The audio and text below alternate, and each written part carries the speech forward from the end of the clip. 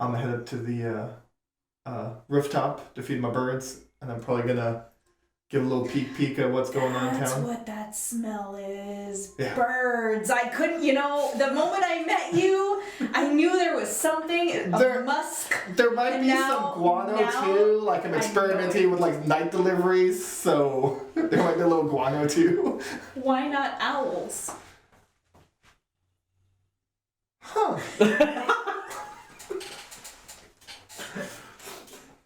I guess I wasn't wise enough.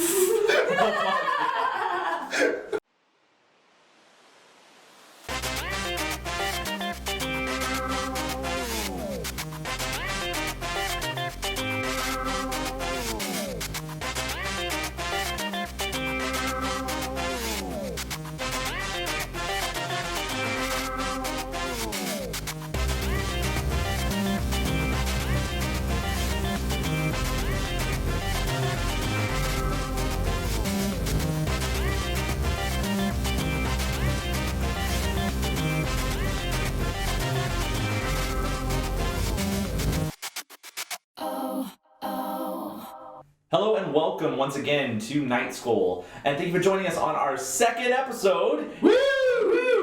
Today we're going to be delving back in, so if this is your first time tuning in, if you want to quickly look at that video from 2 weeks ago, you can catch up, or just plow through because it's D&D and it doesn't matter. We are here just to have fun. What we do doesn't matter.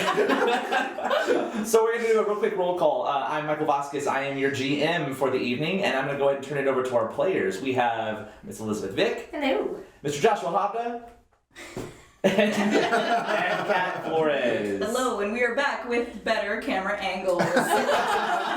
Yeah, so like we said, we're working on a budget. We're here to have fun, but as we go, give us your feedback because we are going to do our best to make the quality get better and better each time. And we learned really quickly, cameras are really important if you can see the person who's playing. So hopefully you'll enjoy having a closer, more intimate look at our wonderful Joshua Hovda. Front and center. With all the many expressions of Hovda. So with that, do we have any announcements? Just be sure to follow us on all of our social media at Night School RPG, and also if you would like to get to know us a little bit better, there are also Meet the Teacher interviews on our YouTube channel, so you can get to know us personally. I'm really excited about those. When we recorded them, like I said, we are not professionals. We are educators, and we are the best. If you've never met a teacher, say hello to a teacher and just give them a lot of support, because educators can get anything done, but we're gonna get it done our way. So they were fun to put together, get a few little questions about who we are, so that we can get to know each other a little bit better. I do have to apologize because I watched my video and right away I realized I said the wrong author in my book. That was my favorite book. Oh my god. Does this mean we get to re-record them?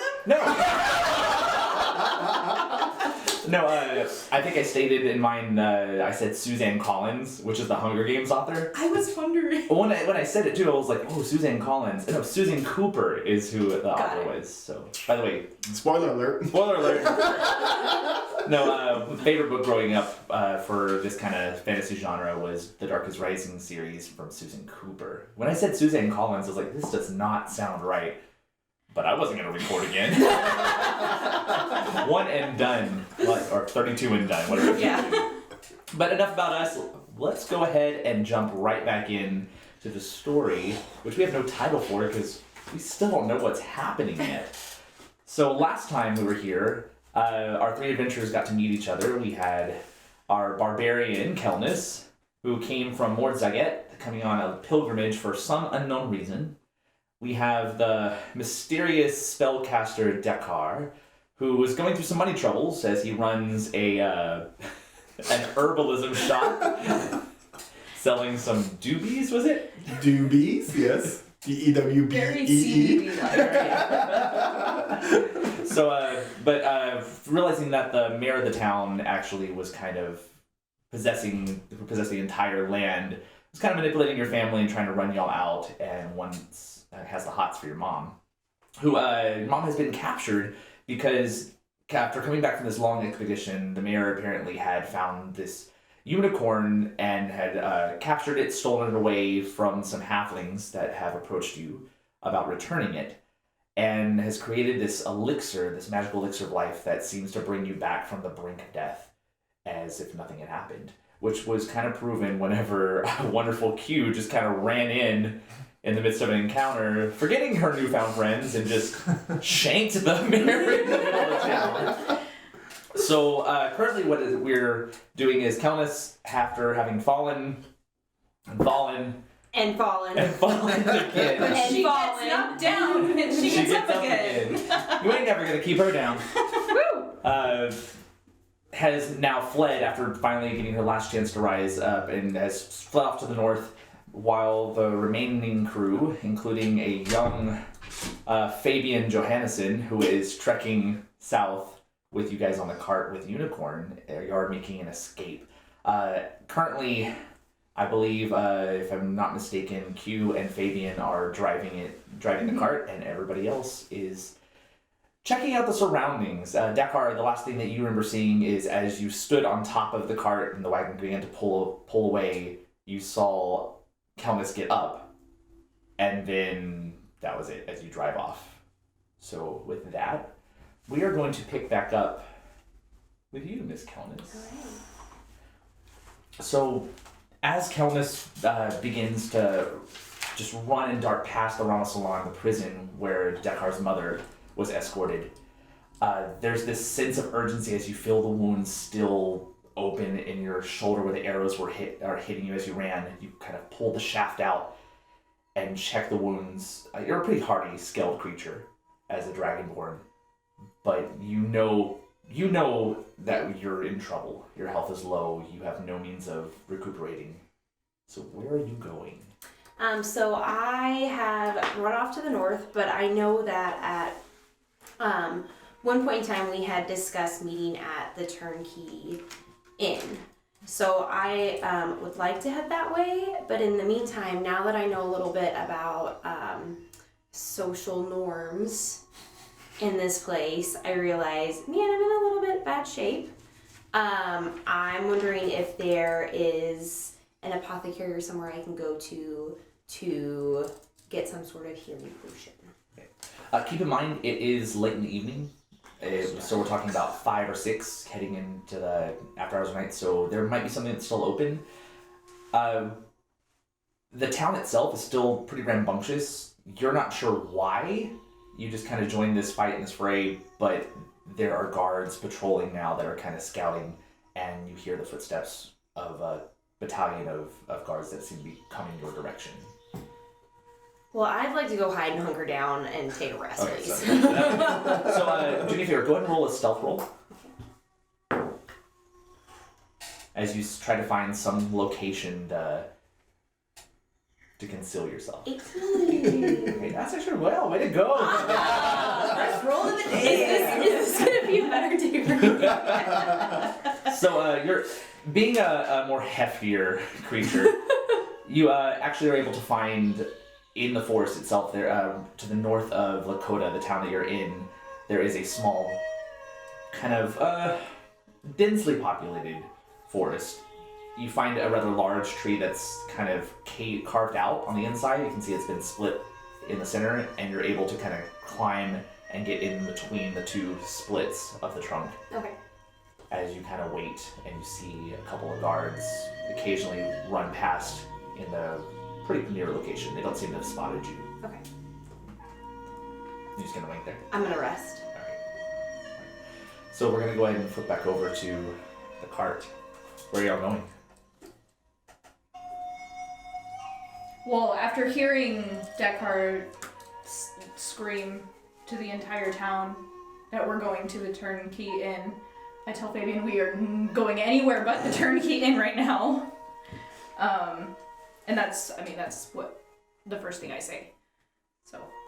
As the cart begins to race, you're still on the road heading south, so you've passed the bazaar. As you head, there's a split in the road, one that turns to the right that goes towards your house, the Puffing Pegasus, and the other that splits to the left that heads south of Lakota on the main thoroughfare.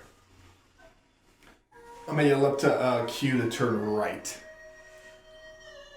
Towards The Puffing Pegasus.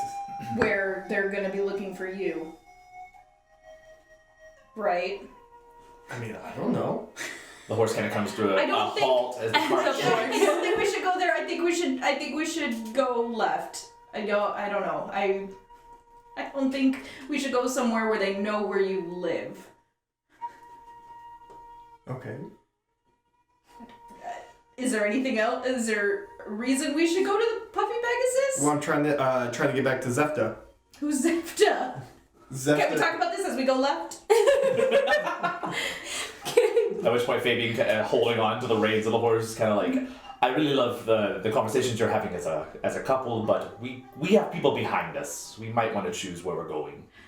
Go left. At which point he cracks the reins and the horses kind of veer to the left. Is the door on the back of the carriage ajar? You can go check.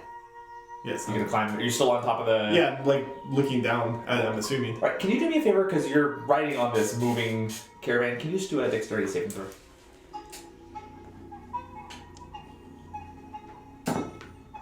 Nat 20. One. So yeah, you're pretty well balanced as you kind of shuffle your feet and make your way to the back. And looking over, the door itself is not ajar, but the iron handle that your friend Kelnis had once grabbed onto is slightly bent, where she had been yanked away countless times. However, you notice that wrapped around that iron bar, there is actually almost a blackened imprint of a dragon-like hand, as if it was singed and burned into the metal itself. Okay.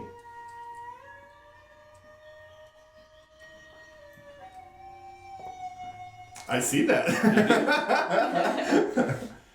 As we're going down this road, can we see people behind us, or is it just we know that they're coming after us? Both of you could roll a perception check, because you're not driving, you're free to move.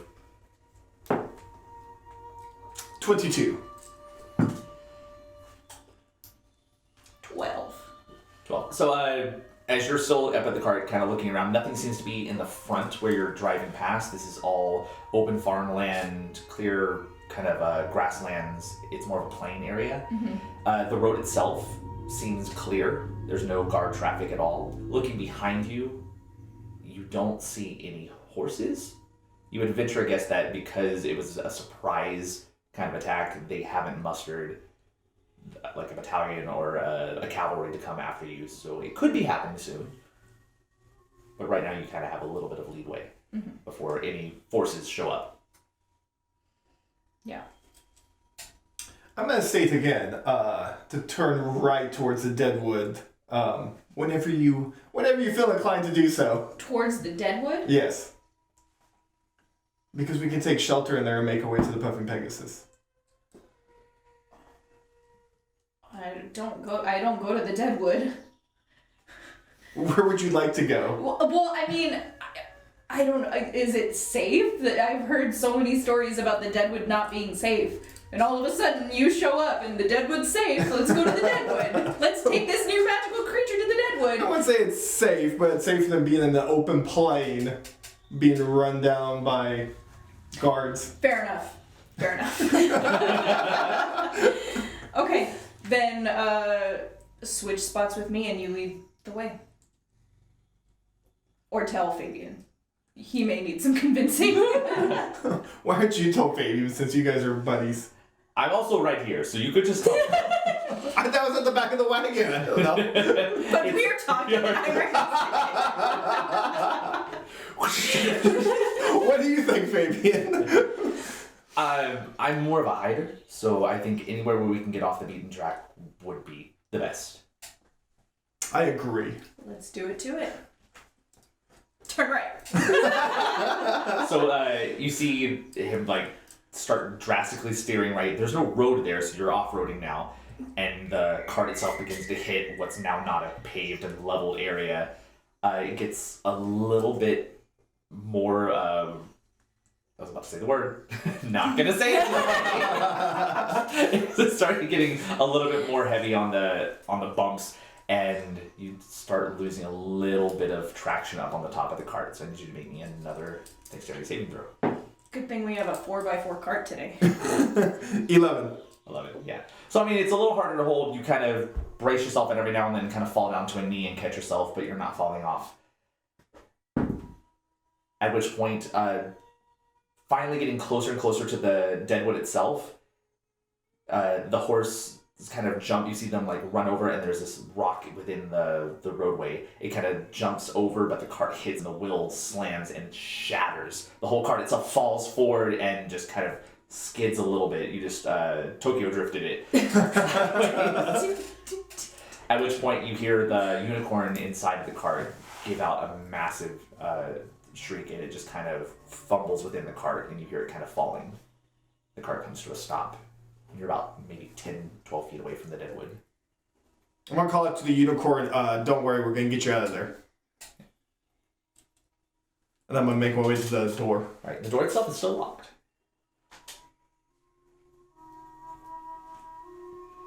So far, there is a hole in the side where the bear knocked in a piece of the cart, and in the back, Calnus was able to hit the lock itself and get it to break a little bit, but never had the chance to rip the door open. So it's an actual lock on the outside?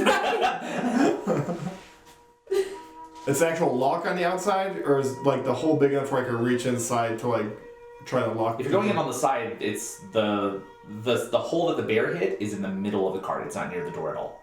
The door itself has a lock. I gotcha. But like a padlock, or is it like a lock and key? Lock and key. Okay. But the padlock would still have a lock and key.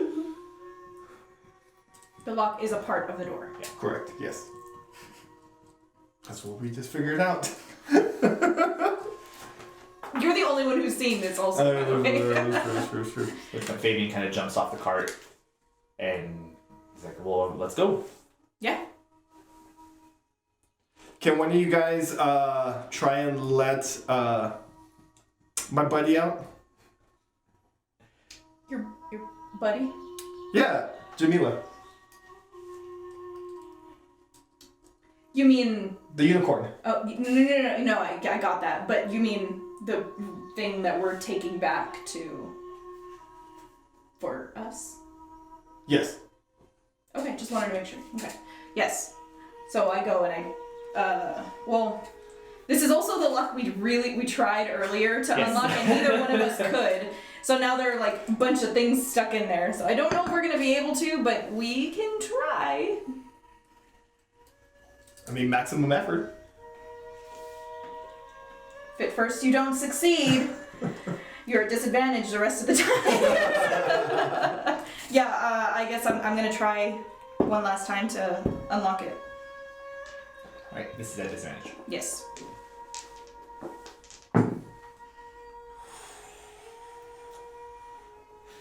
That was good. So pretty. 21. Okay. Alright. I mean, yeah. So you're able, now that you have a little time to not be in such a rush, as much of a rush, you're able to get a couple of your tools out from your Thieves' School set, and you kind of try to find a way to kind of pinch and hold the pick that was stuck in, and you're able to maneuver it with a smaller little piece of wire so that you're still able to use the pick that was inside, but now it's more manageable. It takes a little bit of time before you hear that last tumbler click, and the door opens. Alright, get the source and let's bring it, but just make sure it doesn't run away. I'm gonna cautiously approach Jamila. Okay. And say, Jamila, how are you doing? There's no real response, just a general sense of pain, fear, and kind of anguish. But there's no language that comes back to you. Okay. Is she tied up or anything, or he tied up? Yes, there's a bit of rope that's tied around. I'll take out one of my daggers and... The moment the dagger comes out, you see Jamila kind of pull up and start standing up and backing up in the cart. You see it tipping over even more towards the side where the wheel had busted. I'm gonna say, calm down. I'm just here to free you. That's not what you say to someone who's out of control. First of all. Roll an animal handling check. 17. It takes a little bit of time. Once again, you have to slow it down just a little bit. And as you kind of tuck your dagger away and hide it, Jamila kind of calms just a little bit, always keeping an eye on you as it kind of turns its head, trying to see. As you get closer, you notice that around where the rope is tied, it seems to be cutting in to the actual skin. And there's rope burn, lacerations around the neck. And then right by where the main artery is, you can see a whole bunch of almost hollowed out holes that seem to have not healed up. Mm-hmm. As if something has been jammed into the neck. Some kind of syringe type holes? Yeah, maybe. Jamila's a user. Don't enable him. No, but you're able to get there and cut the rope. Can I hold out some good berries I have and feed them to Jamila? Sure, yeah. Alright. Cautiously at first. Eventually just kind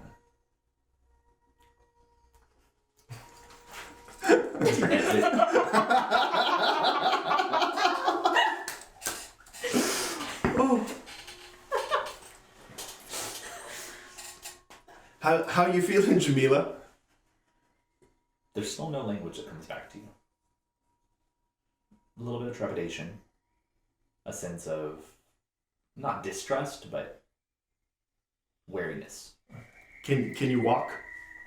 Well, she's standing. Are you standing? So. Oh. I'll try and lead him like out the back of the caravan. Yeah. That would have been easier with the rope. Takes a little bit of time, kind of pulling on the hair of the mane where you can get, and eventually getting the horse out the back. So now you have a unicorn in the middle. This is not what you would typically think of a unicorn. Where you might see like a general imagery of this white stallion with this beautiful glistening horn.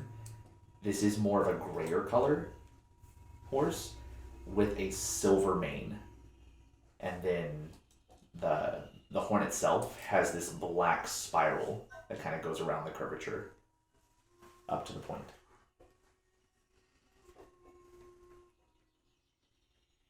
Do you have control over the unicorn?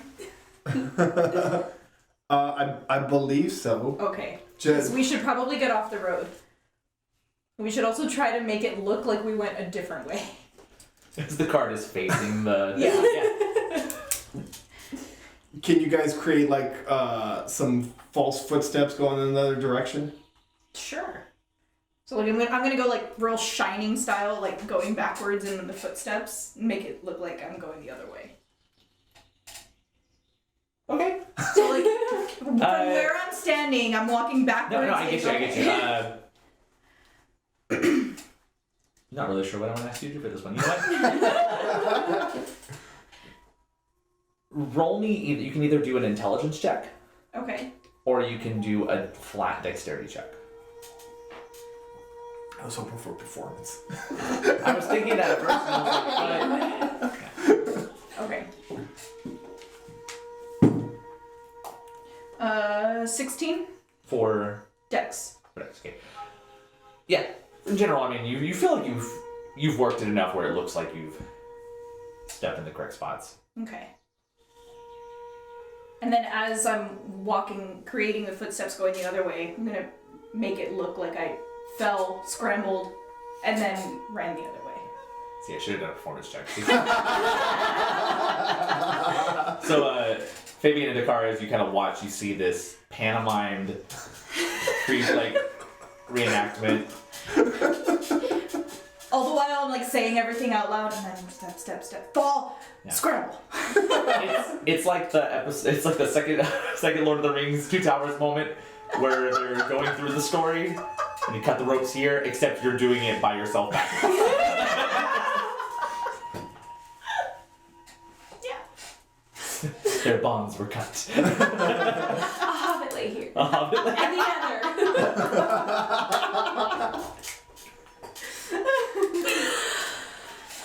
Yeah. Okay. Go ahead. I'm gonna ask Jamila if I can ride him. Small. Yeah, it is Small. This isn't fully grown. I'm slender. Not that slender.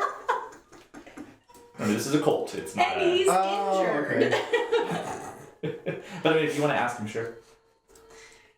I'll just know now that I see how massive I am compared to this cult apparently. Well, you are. Can I pick him up? Barely wobbling. Can I pick him up and giraffe carry him? legs. You can try. Is he? That's what I'm saying. Like, is he look small enough that I can carry him? I don't know. He is small. He is a colt. He is a child of a unicorn. Is he bigger than Felix? Yes. You're welcome to try. If you want to, roll a strength check. No, I'm not going to. I'm just going to talk to Jamila again, saying, I think you should carry him. do I need to carry you, or can you walk to get to Zefta? At the moment you say Zefta's name, you see it kind of toss its head back, and there's just a little bit of brightness in it, and you get a sense, once again, there's no language. You just get a joy. And then you see it kind of begin to like pop, almost prancing in place. Aww. Yeah. He's been walking with you, so to speak. He's leaving footprints everywhere. Well, I'm gonna start leading Jamila towards the deadwood. Okay. I'm gonna let Q and her boyfriend know, Fabian, to we may want to let one of the horses off the carriage loose to create a distraction, and you guys may want to keep the other one if we need transport. What do you think? If we keep one, they're gonna find it. They'll be able to track it. I think we should just lose both. Okay. Yeah. So we set both of the horses free. So walking up, you kind of take it off the bonds, take off the reins, get them unbridled so that they're ready to go, and they just kind of stare at you. Okay. They walk around a little bit, just around the cart itself, eat some grass. It's up to them. Can I talk to the horses? You can. I'm just kidding. Is there a butterfly around I can talk to? What? I'm going to ask the horses, what are y'all's names? They're like, What's no a name? Yeah, Oh. name. Could you do me a solid and like ride out to the south to try and leave false footprints for us? Why? We're trying to put the guards off our trail. Guards feed us. Does anyone have any apples? Mm-hmm. We will feed you all kinds of apples if you do that for us. 3s of apples. But there's 2 of them. Yeah. So you're gonna give them the apples? Mm-hmm. Yeah, I mean, you seem very confident in this plan. I never thought I would see this. Seems to be taking so long. Yeah. Never thought I would see this. Can you roll a persuasion check for the horse? Persuade them to eat the apples? No, to leave. Oh. You're partnering basically. You're saying I'll give you. Woo! 22. You All seem- of these check rolls are. I know, I was like, wait until the attack roll comes up. One. So as soon as you present like the apples, you see the one of the horses is like just super excited. It's counting. It's got all these tricks it can do. It's equestrian style, everything. 64 squares. Yeah. Start Stop that. struggling. Yeah. Oh my gosh. I'm not stomping out. So they're stomping the yard. But yeah, so they gladly take the apples, and then you see them just kind of trot off to the south. If you come back with the pumping Pegasus, there'll be more apples for you. Thank you, bye. No, can we please?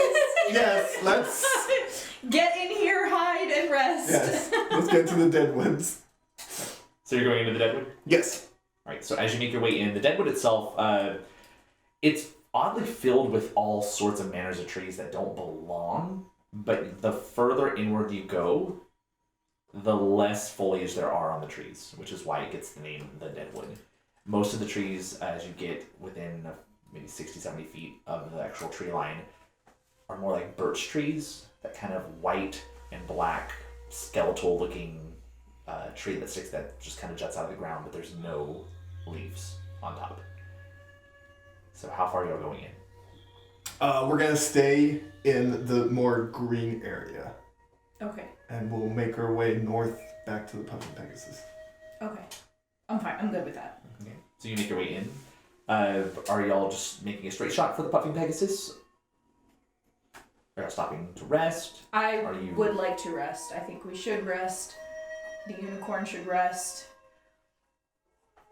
I'm gonna say, Jamila, let's lay down here and we're gonna take a rest before we get you back to Zefta. You see Jamila kind of immediately just and is out. Oh, can I pet him? Yeah, sure. Oh. It's growing a liking to you. So as y'all bunker down, are y'all making a camp, or is this just everybody's passing out? It's late, right? Yeah, we're getting. I mean, it's not like midnight, just evening late. I would say just passing out. Don't need to make like a whole camp. What do you think? Can I take Q aside a little bit away from Fabian? You can do whatever you want.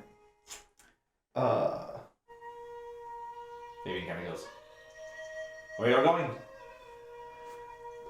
I had to ask you something about our friend Kelnis.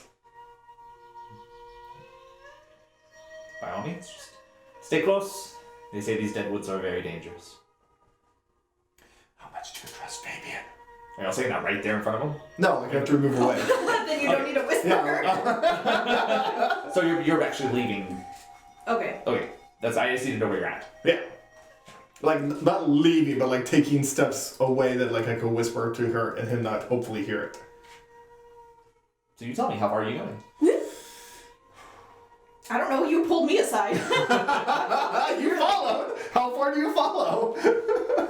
Tens of feet? Like 10 feet. Okay. So literally, Right there. Yeah. I'm asking you all didn't the go way. anywhere. So you basically just turned your back to Fabian and you're talking. Yes. Okay, that would Sure. be better to say. How was did you see Kelnis? No, I didn't. The last I saw, she was behind the cart. Yeah. She had fallen off again, but I screamed some words of encouragement. And it looked like she got up and started running north. Okay. What about my mother? They took her into the Ramos Salam. I ran up. I tried really hard to free her. Her grip was too tight. I'm sure you gave, And you guys look like you needed some help, so I I'm came sure back. you gave maximum effort. I just didn't give up at the first I tried sign. multiple times.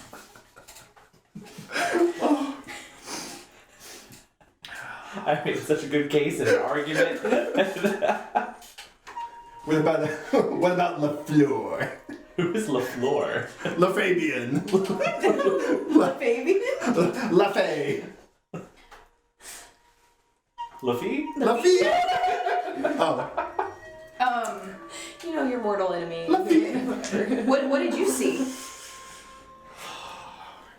I put down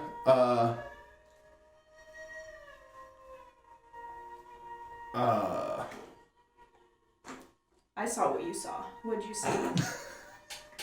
I was on the other side of the caravan fighting Dugamesh, who I unfortunately put down, and then there was a suit of armor Kelnis was battling with. I saw that. That I was saw intense. Lafie run into the crowd. I tried to run after him, and then there was a big commotion. Would you call it a ruckus? There was a big commotion, and then I went back to help you guys. Right on, right on. Like really confused. Like there's someone else there talking. What about this Fabian guy? How much you trust him? I mean, I met him the same day I met you, so. Who do you like more? Oh. Ready for this? Loaded question. He gave me a bottle of wine. It's a good bottle of wine too. He has a really good, like, back and forth banter. Like, You want a doobie? are you giving it away for free? I mean, you want to pay me for a doobie? Not particularly, no. I'm all out of apples.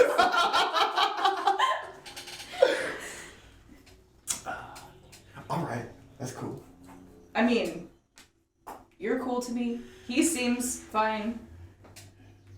I don't distrust either one of you at this point, Okay. but options are still open. Oh, okay. There's still time to mess up. I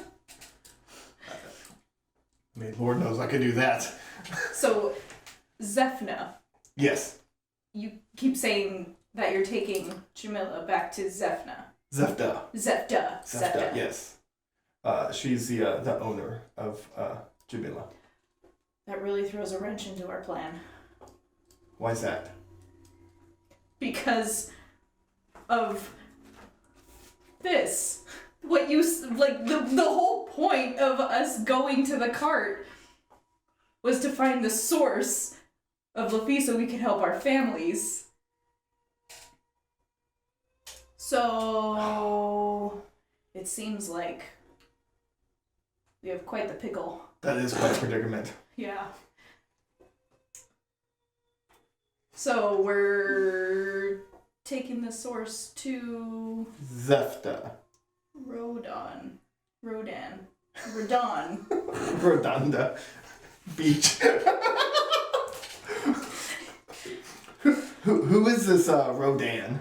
Well, I mean, he's kind of a dick, but he says he can help with my family and stuff. He's also trying to give Fabian some information. We were both after the same thing. What's the matter with your family?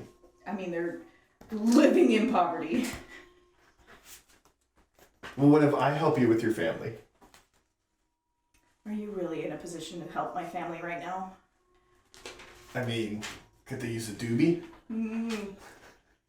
That doesn't fix everything. That doesn't fix anything. That worked literally once. 6% of the time it works every time.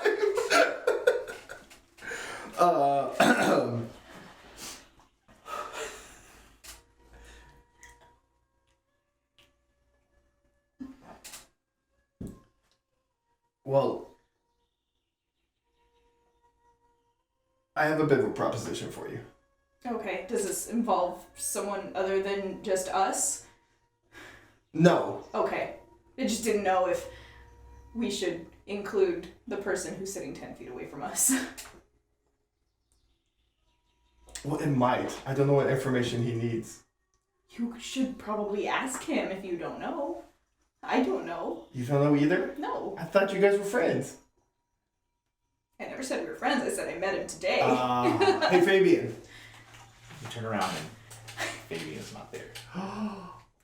Ooh. Is Jamila there? Hmm? Where'd your buddy go? I don't know. I was talking to you. I Oh. didn't see him go anywhere. I checked the ground to see if I can figure out which way he went. This is going to be more looking for tracks. Okay. Go ahead and do a, you know what, I'm going to call this a survival. Okay. Survival check. As you kind of look for the natural order of how things work around you. 15. The tracks that you came in with Mm-hmm. seem to be the only tracks. He learns fast. You did just show him a good trick. Mm-hmm.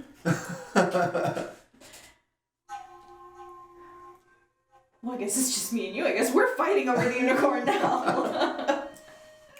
Well, I feel like Zefta will help both of our situations out. Okay. Well, I guess we're gonna have to get to Zefta first. Yeah. Okay. Can we rest? Not feeling too great. So I want to rest. That's a good idea. Okay. So, like, for the next 8 hours, no talking. Just rest. I might rest just for 4 hours. Okay. When you wake up, don't wake me up. Don't talk to me. Okay. Okay, good night. It's right there. Can I curl up next to Jamila? Yeah. And do- So you find a little spot. I take her hoof and put it over my shoulder. No. She's a big spoon. He just stabs you with the horn. So you find a comfortable spot. You kind of staying with them Nearby. as you head off, and you quickly find yourself drifting off into nighttime slumber. Kelnis, you're having a little hard time sleeping as you still hear the patrols. I mean, you didn't go that far away from the actual town, and you hear patrols going back and forth. Occasionally, one gets very, very close, and you reach and grab your one hand axe, remembering that you threw your other hand axe and you're down one. You kind of just get ready, but you're always on guard and feeling really, really bad. At which point, you see the glow of a torchlight heading your direction. It just gets closer and closer as the light emanates a little bit brighter. And as you slowly kind of tense up and get ready to hit, you hear this dink! And this body of a guard just falls right in front of where your opening to your hiding spot is. The guard is just unconscious. At which point you see this tiny little half-orcan face poke around and go, "Found you!" And then kind of waves at you. Looks like a 16-year-old, very, very short, Okay. female half-orc. Just beaming as you see that she's kind of obscured from the green tint of her skin into this elaborate, plush, purple velvet cape. Underneath, she's wearing this dismal but still efficient kind of breastplate that has this silver engraving on the chest piece that looks like a whole bunch of vines kind of dripping off in a cascaded wave, as if it were almost like a weeping willow tree that just kind of falls off of the chest piece. On her head is this silver circlet sitting almost like a crown for a princess. It looks almost like everything's a little oversized, as if she went into her mom's closet one day, put on all her battle gear, and is just kind of walking around. She kind of looks up at you and she says, "It's okay, you can come out now." I don't trust her right away, and I ask her, "Who are you?" She says, "Sorry, my name is Dorothea. What's yours?" I'm Kelnis. "Pleased to meet you, Miss Kelnis. It is okay. We stopped all the guards that are in this area. They're heading further south." We? Who's we? At which point you see another hulking orc, this time a good 4 feet taller than her, kind of stomps up, holding this giant battle axe over her shoulder. She says, "That would be me." She says, Dorothea kind of looks up, she goes, "This is Narande. Narande goes with me everywhere. She says that I need to have somebody watch me because I'm too small and I get in trouble. But she's here for me whenever I'm in trouble to take care of me. Are you in trouble?" I am. "You look like it. We were in town. We saw that you had a big fight, but you did not fight." Well, I thought I fought. "It's okay. Don't worry. I can help you. You want to come on out? We have a fire nearby. You can stay with us." It's just the two of y'all? And Rande's just kind of, "Just us." I'll go with them. But you kind of climb down, hit, and you can see there's still a limp. She reaches out, she goes, "Oh, you were really, really bad." And then then she kind of stops, and you see her grab, and she holds on to the breastplate, and you see the emblem of the willow kind of lights up a bright iridescent white, and your body feels nice and warm, and all of a sudden you stand up just a little taller. And you regain 12 hit points. I tell Dorothea, thank you so much. I'm not sure what you just did, but thank you. I feel so much better. Oh, it wasn't me. I just do it through my lady. Can you tell me more about this lady? Of course! You see, my lady is the little leaf. We're not supposed to talk about her, and at which point Narande goes, shh! We're not supposed to talk about her. People don't like talking about her because she did something that people don't like very much. But I know that she's a good, good girl. And I'm a good, good girl. Are you a good, good girl? I think so. I'm gonna follow her. Okay, and they kind of trek off. So she kind of grabs you by the finger, because that's all she can manage her little arm around, and then she kind of walks you through. Narande, the half-orc, is wearing just furs. Very similar to what you're kind of wearing. It's just a lower fur piece, and then one that kind of covers almost like a crop top, but the furs themselves drip longer down the shoulders, mainly of like fox pelts. Narande is pretty ripped, so just hulking fitness, not a lot of talking. But she walks you over to their encampment, which is about 30-40 feet away, and y'all sit down. They give you a little bed, some food to kind of munch on. I am gonna ask them for a little more information about them. Or what were you doing in the town? Oh yes. Oh, who were you asking? I'll ask Dorothea because she has a little more to say. Oh, well, we went to the town because I was trying to find somebody, but they weren't there. But we found you instead. You were there. Lots of people were there, actually. But I didn't get to talk to them because Narande says I'm not supposed to talk to people. But I like to talk to people because talking to people is how you get to know people better. I agree with you. It's also how you learn things as well. That's what I found out. I know. What are you trying to learn? Well, a lot of things. A lot of things. And what I learned was there's this thing called money, and you use it to get at things. But sometimes you have to work for it. That's really funny. Money? That's what you learned about today? Yep. I like that. I've known about money for a long time. My family has lots of money.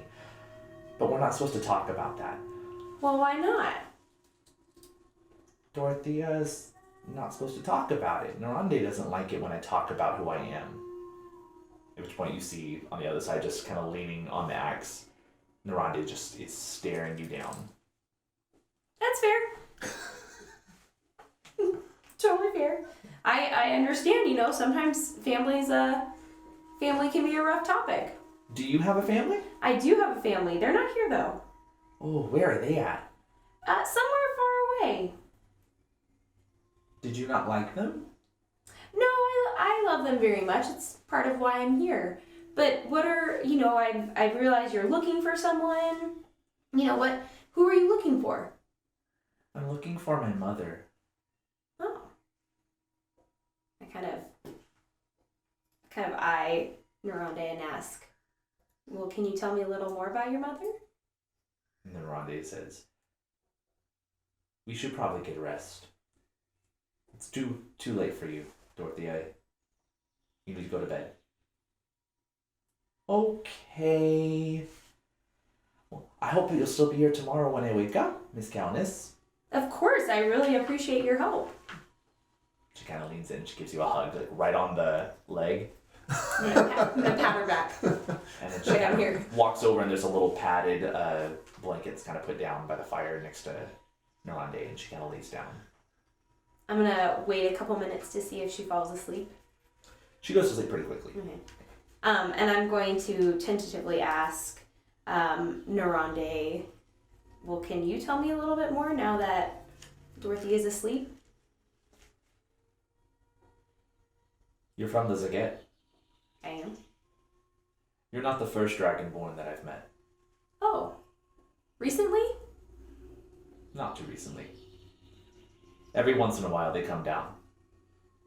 But when they come down, they always act the same. Very unsure of what to do. Something you need to learn that's more important than money. Okay. is secrets. Okay. Everybody is allowed secrets. Okay. Not everybody is allowed to know other people's secrets. Okay. We have our own secrets, and perhaps you need to stay away from them. Oh. Okay. Well, I appreciate your help. Can I stay with y'all for a little bit? You can stay with us till the morning, and then we'll set off. Okay. Why did you start the fight?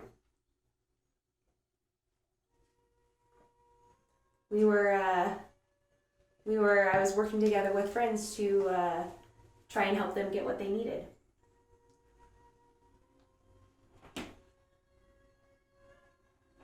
That didn't answer the question. Well, I wasn't intentionally trying to start a fight. She kind of scoffs. Are you sure about that? Well, now I'm not. You're very introspective. Did you enjoy it? And part of me did.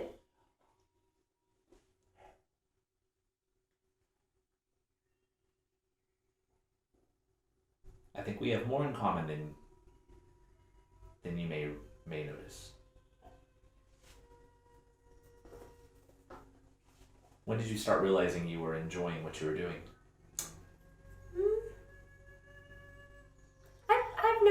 I've noticed it here and there. I wouldn't pinpoint it at a certain age, but there have been occasions that I've noticed that. Did you fight very often in the Zagat? I tried not to. I take it that trying didn't help. Not always. It's a good trait to have. You think so? Many people south of the wall are afraid. Afraid for many reasons. Safety being number one. If you live south of the wall, you're an outcast. You're expendable. However, if you show enough strength, you can create enough fear and mystery around yourself that buys a lot of leeway. Play into it. Getting angry doesn't mean losing control. I appreciate the advice. Do y'all have a destination in mind when y'all leave tomorrow? Secrets? Secrets.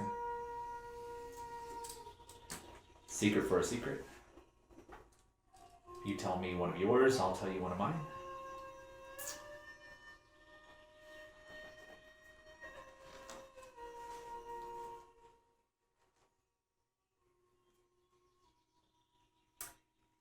I am down here for my family, for a higher purpose for my family. Spiritual? I wouldn't call it spiritual. Well, clearly it's not economic, seeing that you just learned about money today.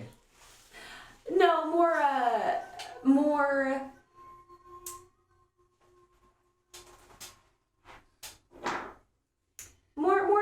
in the realm of space. Interesting.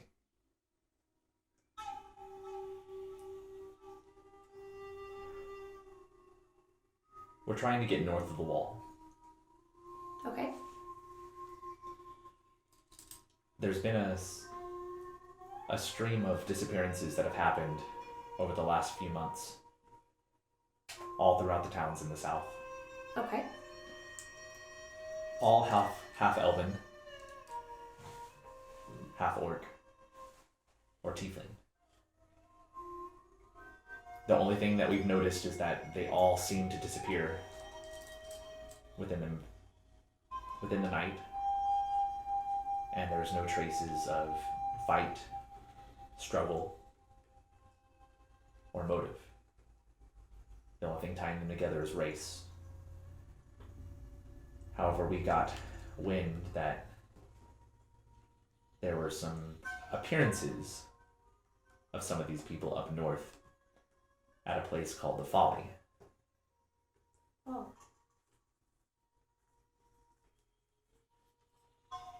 Dorothea's mother was one of these. She was taken last week. Dorothea is very special to me. I have no family myself, so I consider them to be very close. I can appreciate your loyalty. That's something that is important in my family. Family's all we have. Well, I wish you the best of luck. I know you need to rest. In the morning, we won't be here. Your friends went south. I would venture a guess that they're probably not staying anywhere on the road. That would be smart of them.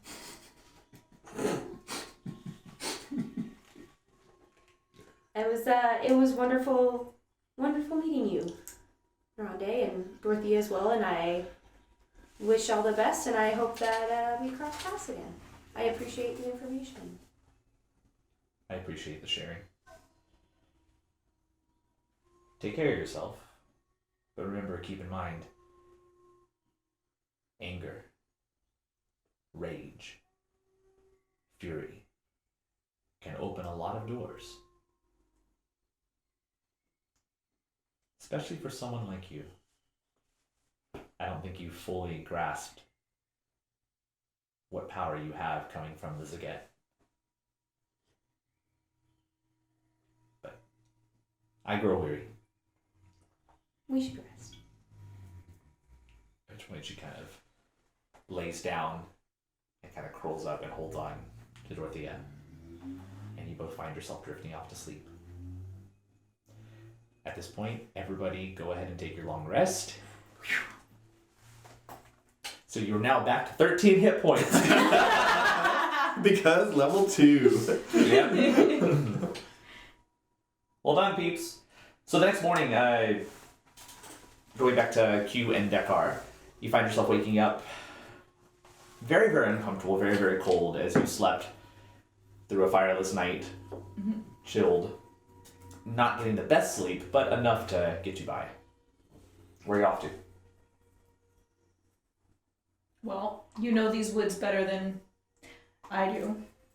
So, do you know how to get to the Puffing Pegasus from here? Absolutely. We'll just head north through the tree line, and we'll be there before you know it. Okay. About how far are we? We are about close. Okay. Well, I didn't drive very far off, but you got a trek. Okay. All right. Well. We'll be there before lunch. Okay. So as you head off bright and early in the morning, you'll be there way before lunch, but We'll be there way before. Okay. We'll make brunch. making your way there. Kelnis, you do wake up the next day and Feeling taking better. off. Okay. Well, yeah, But that. feeling great, feeling alive. Ah. Right, so where are you heading? I am going to hang on, my sense of direction is no good. I'm gonna head north, the direction that I thought y'all headed south. Okay, I want to start to head south. But I'd like to stay on the edges of the town and kind of stay unnoticed. Okay, so you're heading south, but stay on the edge of the town? Say that again for me, because I'm a little confused. I am too. So right now you're north of the town. Right. So if there's the road that follows down that goes past the fields of farmlands, that'd be the most direct route, but you're going to be in the open where people would see you. I don't think that's what you're doing yet. No. So to get to the south, you could either go around the town through some of the deadwood, or you could go around the east, but you'd have to travel through the farm. Let's go through some of the deadwood. So go ahead and roll me a stealth check as you try to maneuver through the deadwood unnoticed. Same thing from you two as you start making your way through the deadwood going north. 12. 12.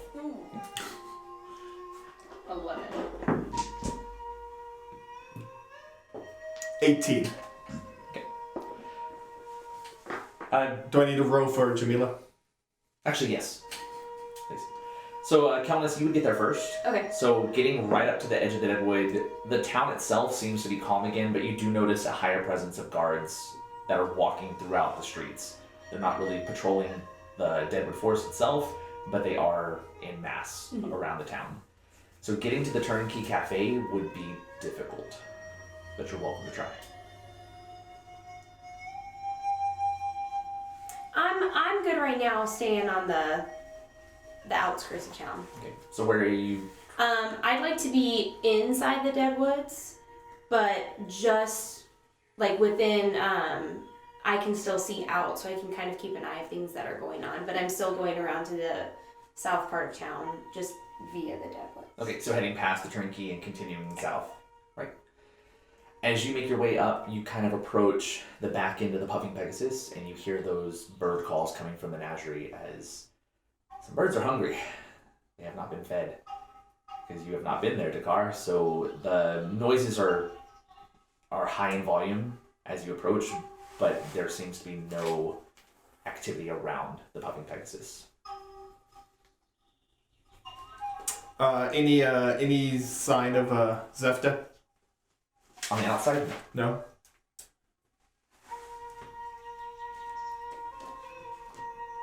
I'm gonna assume I know this since I live there. Is there a back door or basement I can go through? there is a back door.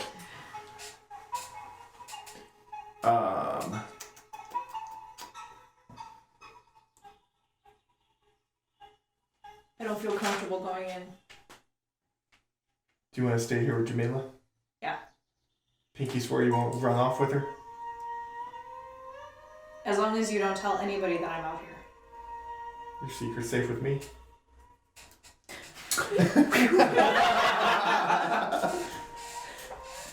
I'm gonna stealthily make my way up to the back door of the Puffin Pegasus. Okay.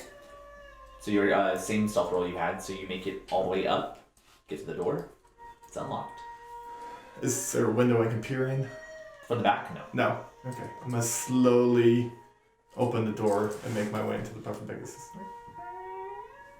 Kind of make your way in.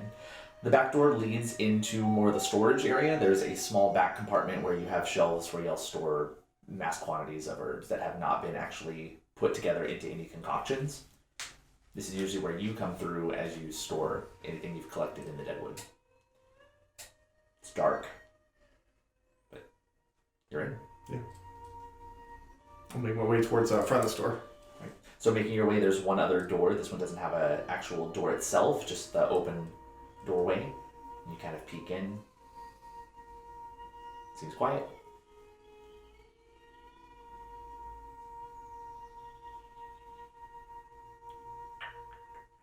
I'm gonna go back to the back door until Q, the coast is clear. Jamila, Q, the coast is clear. I reluctantly crouch at the starting line. No, I'm just kidding.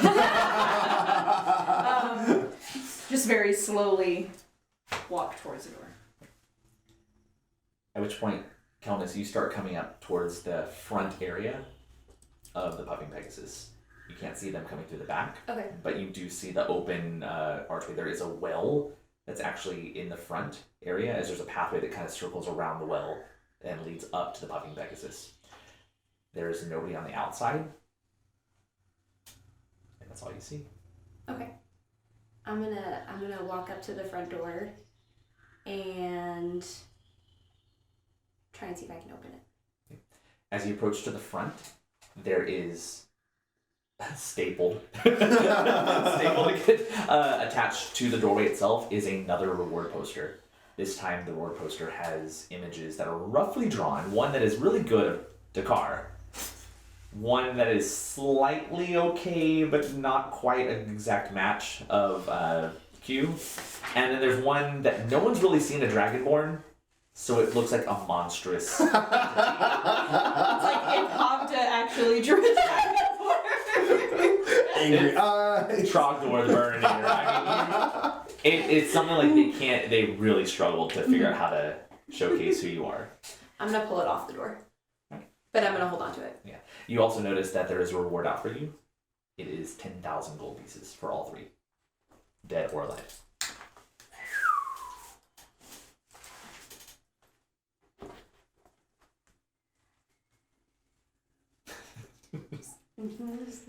Notating. Yeah. We're good. I'm. Her money problems are solved. Money. But they're my friend. I try to open the door. Right. The door is open. Oh, okay. So at this point, Dekar, you see the front door open and get ready because you don't know who it is and like you're ready to attack but not ready. You said it was clear. It was. And then this hulking dragonborn kind of leans underneath the banister, not banister door, what's the thing called? Door frame? Door frame, thank you. The banister of the stairs. The archway. The sill of the door. The door sill. The vent. So as you see her kind of duck through and come through the doorway, you now see your friend Countess, who seems quite alive and good to go. Countess, I'm glad my words of inspiration landed. Dakar, it's wonderful to see you again, but it wasn't. I mean, I appreciate all the healing. I really that was great, but I got a lot to fill y'all in on. Uh-oh. It wasn't you who helped me. Healing? You can heal? Maybe. I mean, I guess you could call it healing. Yeah. Why didn't you heal a unicorn? I was a little tapped out by the end of yesterday's encounter. Got it. He had to help me a lot. Okay. I missed a lot of that. Yeah, like when Where were you? when you ran off to not help my mom. I tried really hard. And then, yeah, like, then, I mean, just time just escaped. Yeah. So. I was putting all my healing efforts towards Kelness. I'm glad they paid off. Well, they got me to a good place. Well, that's good. I'm glad you're alive. Well, come in and shut the door. Yes. This is Jamila. You got That's the unicorn? Yes. Yeah. Yeah. Can I find a place for him to lay down back and like give him some herbs to eat? So you're putting him back in the storage shed? Yeah. Okay. So you set it down, kind of give him stuff. He's still kind of tuckered. Yeah. Like anything edible for him. Yeah. Oh, there's some. Without side effects. Yeah. No, you can't feed him brownies. Yeah, you give him some greens. There's some Okay. basic rubbish. And then while I'm feeding him, I'm getting some stuff to head to the roof to feed the birds. Okay. So you gather up a little satchel of seed and stuff. And I'm gonna let my friends know. Make yourselves at home if you want anything to eat in the kitchen. I'm gonna head up to the rooftop to feed my birds, and I'm probably gonna give a little peek at what's going on in That's town. what that smell is. Yeah. Birds. I couldn't, the moment I met you, I knew there was something, musk. There might And be now- some guano now too, like I'm I know experimenting it. with like night deliveries, so there might be a little guano too. Why not owls? Huh.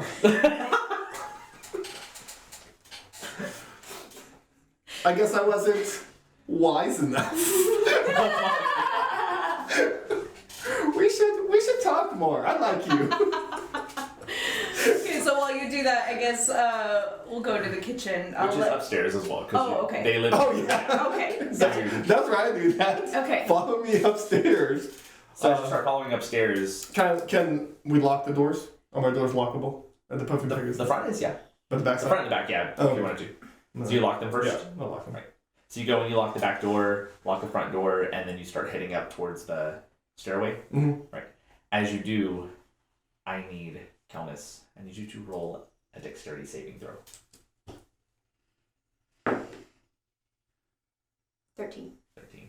Alright, at which point this arrow flies and just slams right past you. You're able to duck out of the way, just instinctually knowing and seeing it coming. You quickly dart out of the way, and there is an archer that's on the stairwell at the top. You are the worst scout ever. I need everybody to roll initiative.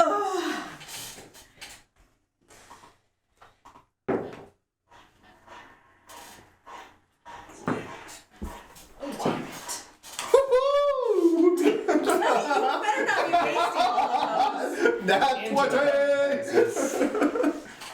So, as you notice when you look up, there's an archer.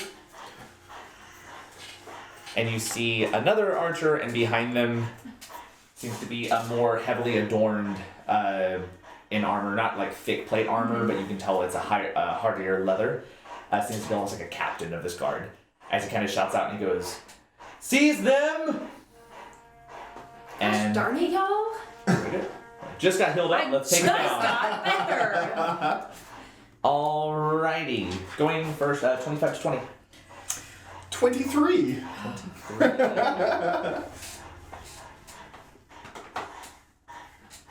Alright, 20 to 15. Oh, you know what? I had 22. 21. Sorry, 21. Yes. Alright. I had 8. Woo! Bringing up the rear. It's not that bad. No.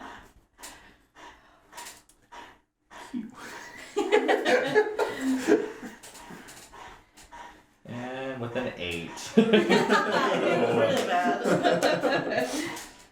Alrighty, so Dakar, you actually are going to go first, but let's go ahead and get y'all out. So going up, we have Giant Kelmis. Oh my god. Dakar, Yes! you're away. And then we have Q. Great Q.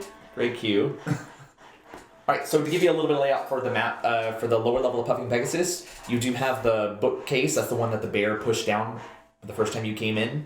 There's also a smaller shelf area over here, 2 bookcases, and then the desk where you actually do your transactions at.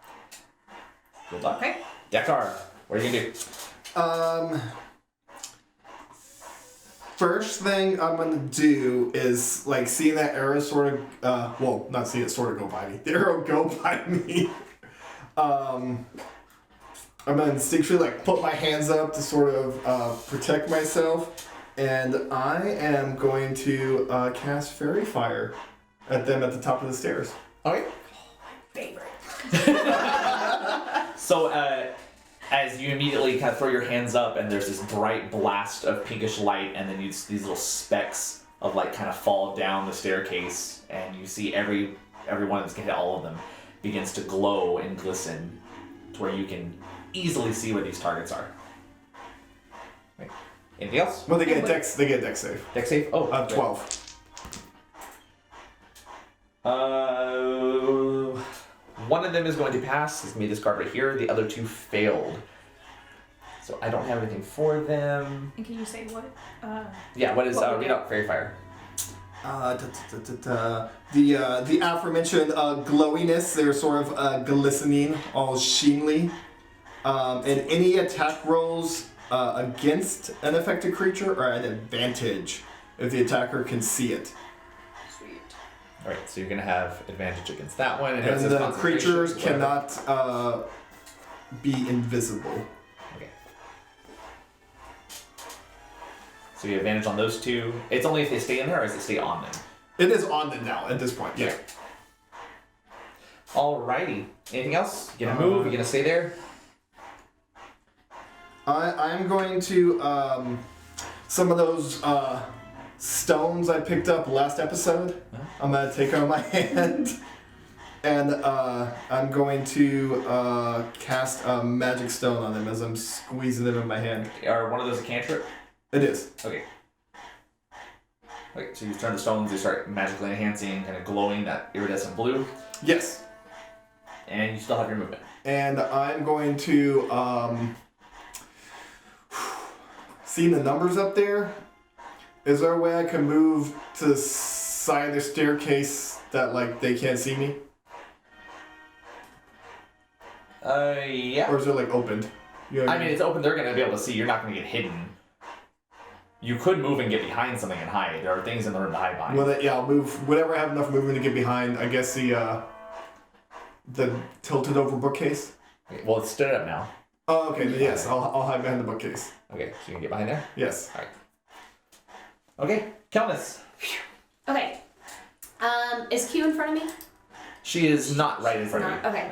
I'm going to move up the staircase towards the bad guys. Can I'm gonna shove the two smaller guys aside. Can I do that? Yeah. So actually, sorry, because they'd be filing in. You get your first one. Okay.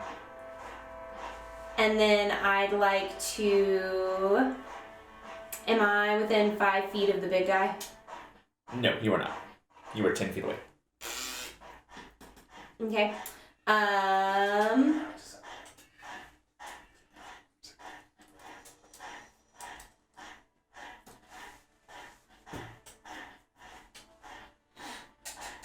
So I've shoved one aside. Can I shove? You're the going to need to roll for the shove. So you're, is that what you're sorry. doing? So for your action, you're going to roll a strength check.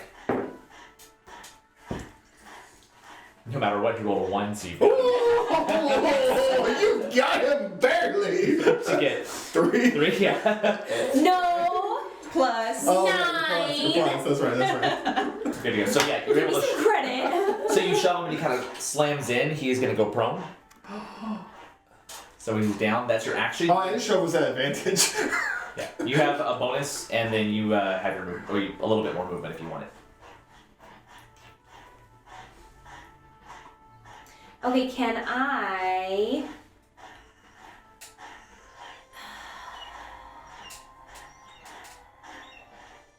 Those birds.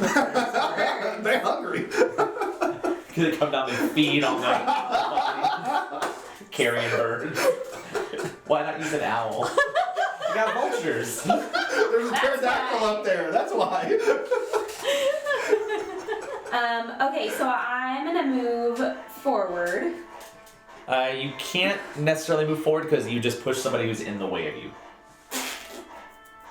Well then, how much movement do I have left? You only use 10, so you should have 20 left. Okay, I'm gonna move 20 feet away. Okay. 5, 10, 15, 20, like there. That looks beautiful. I learned my lesson. Okay. So you went in, you hit, you do pull back, you're gonna get an attack, but That's he's okay. down low, so it's at disadvantage. Oh. That's 18 to hit. Well, fine. I mean, they're allowed to hit you guys. I know that.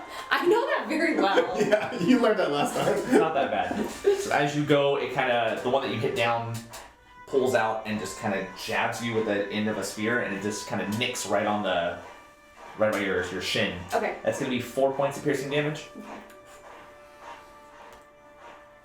And that is the end of your turn. Okay. Alright, it is their turn. So this one's actually going to stand up for half its movement and then continue right down the stairs. 15.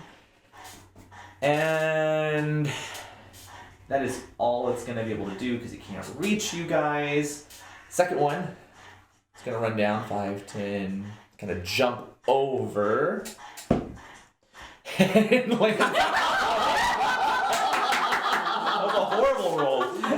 Yes! So the first one kind of runs, they run down together, and the first guard, after getting up, after hitting you, goes after you, but it can't get that far. The other guard, not wanting to wait, just kind of does a little parkour movement over the banister, but catches it on its foot and just falls down. Good thing I lacquered those the other day. Not enough to do damage, but it's there. And the captain's just running, you idiots! 5, 10, 15, 20, 25. Gets right up on Q, and is going to make its first attack. We're gonna use my good die today. Because it did so horribly last time. Alright, so it gets 3 attacks. Okay. First one, nat 20. Damn. Ugh. So... Hold on. 2 scimitars, 1 dagger. So it comes out, the first blade whips around. That's going to be... 15 points slashing damage. Whee. Alright, she's down. She's down? Yeah. Woo! Got her. Gets it. It's gonna continue moving. 5. That's as far as it gets, but it's gonna throw the dagger.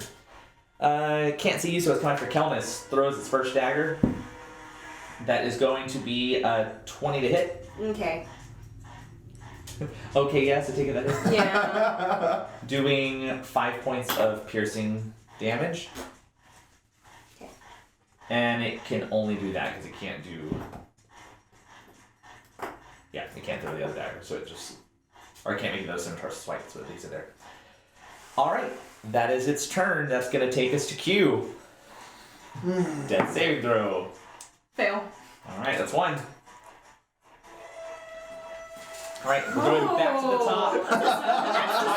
That's the second time today, too. Dekar. It's like, glad we paid for that soundboard.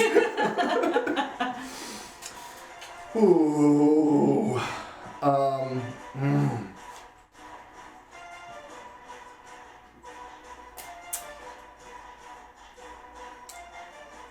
I'm gonna move towards the front of the store, around the bookcase, to come around to where I can sort of see what's going on, and then continue to work behind the desk that's on the other side of Kelnis. Okay, so you wanna go here? Yeah. Yeah, you can give it. Okay. And C and Q that's down, I'm going to, I feel like we're gonna need this more. Yes, within 120 feet. I'm gonna sort of CQ down as I'm readying my sling in one hand. I think this is how you sling. Yeah.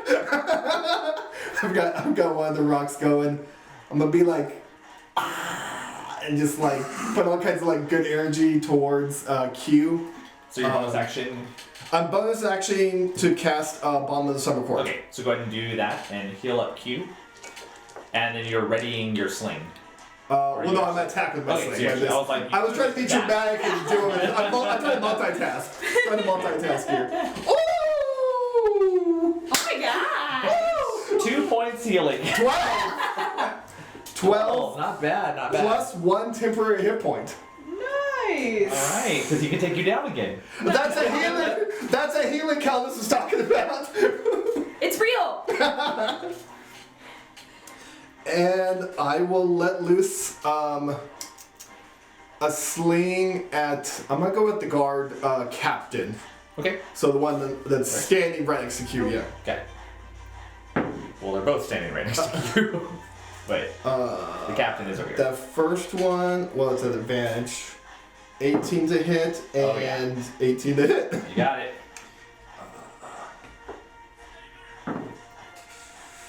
5 points of magical stone damage. He is stoned. Yeah, so you release it and it goes right past the shoulder of Kelnis, who just kind of looks over it and you see this That's me. this blue stone just slam, and it's like a pebble. But the moment it hits the guard, there's just this impact as it explodes, almost like a bullet. Ooh. I just blow the sling. It's hot. Alrighty, That's my turn. you get it. Kelnis, you are That up. was the captain, correct? Yes, this Yes. is the captain. Okay. So what I'd like to do, and I'm not sure if it's allowed yet. Hang on. What I want to do is move towards the captain. Okay. And I'm gonna go ahead and hit him with my hand axe. Go for it. Okay. I don't remember which one to roll. D20 That first, one. yeah. And then at 12. You'll add. I was thinking at 12. 16. You hit him? Woo! And his damage plus 4, right? Correct. 8. Woo! You got it. So as you rear back and you just kind of, as you're running, pull up the hand axe and just slam it in. It hits right in the spot where the impact was. It digs into this kind of leather hide armor, and then pulls out and you see a little streak of blood. But he doesn't seem very phased. Gosh. Right.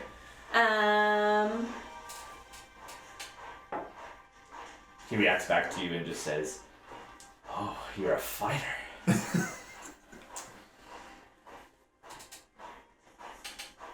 Can I hit him again?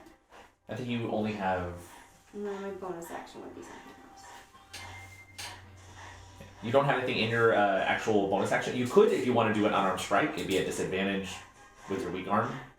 No, I'm done. Or you could do any other bonus action. Nope.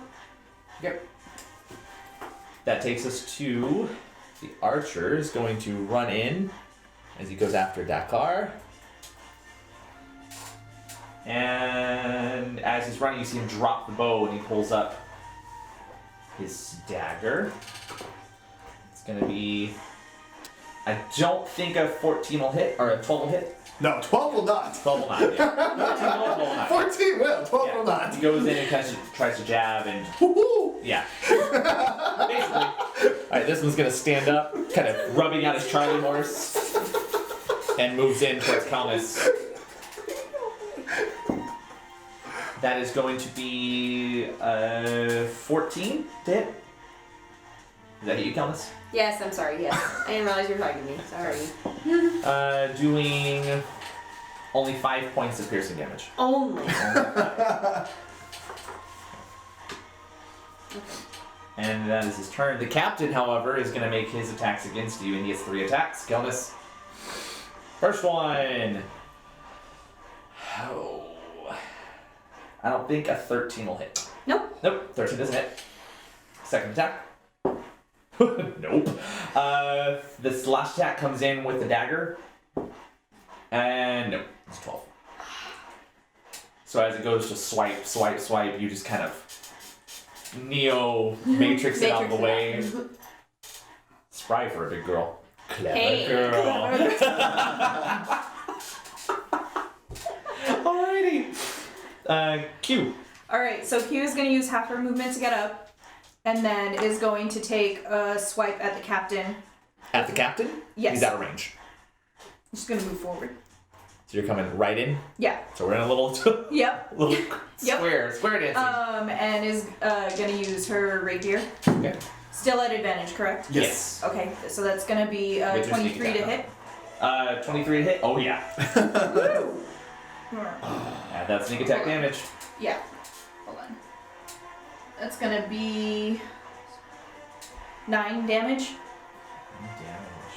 And then she wants to use her dagger with her other hand as a bonus action. You can. It would be without any modifiers, so there's no all your pluses. Anything. It's Nah, she'll just use her bonus action to disengage and go behind the bookcase. okay. So you're gonna disengage. Yeah. You probably won't be able to make it to the bookcase. You might be able to get around the corner, but not behind it, Okay, I'll go there. because you used half your movement to stand up. So I can get you right there. It's just a dance around Kelness. I'm sorry, I take up so much room. Don't trip over my tail. All right. Takes us back up to the top. Dakar.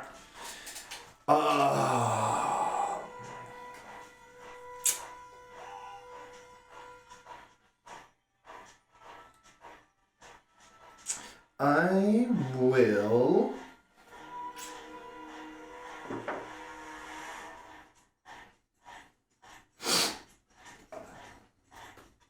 I'm gonna use my bonus action to cast Shillelagh. Okay. On what? Wait, to switch out to my quarterstaff, is that gonna be an action? Yes, it would.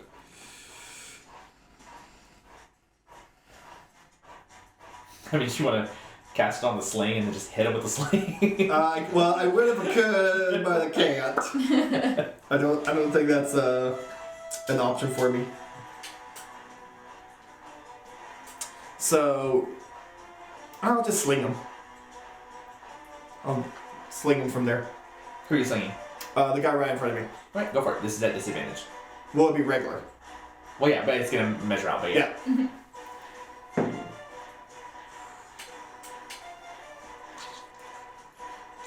15? just misses. As you go to throw it, and he kind of hits your arm out of the way, and then the pebble hits the wall and just kind of pulls off a bit of the brick as it crumbles down to the ground. Okay. Your mom's gonna be so mad at you. I know. You threw a party and How wrecked many the house. times have I told you? No magic. You done goofed. So where did Those racks. I hit with the rock? Right here, on the wall. Oh god, that was horrible. Yeah.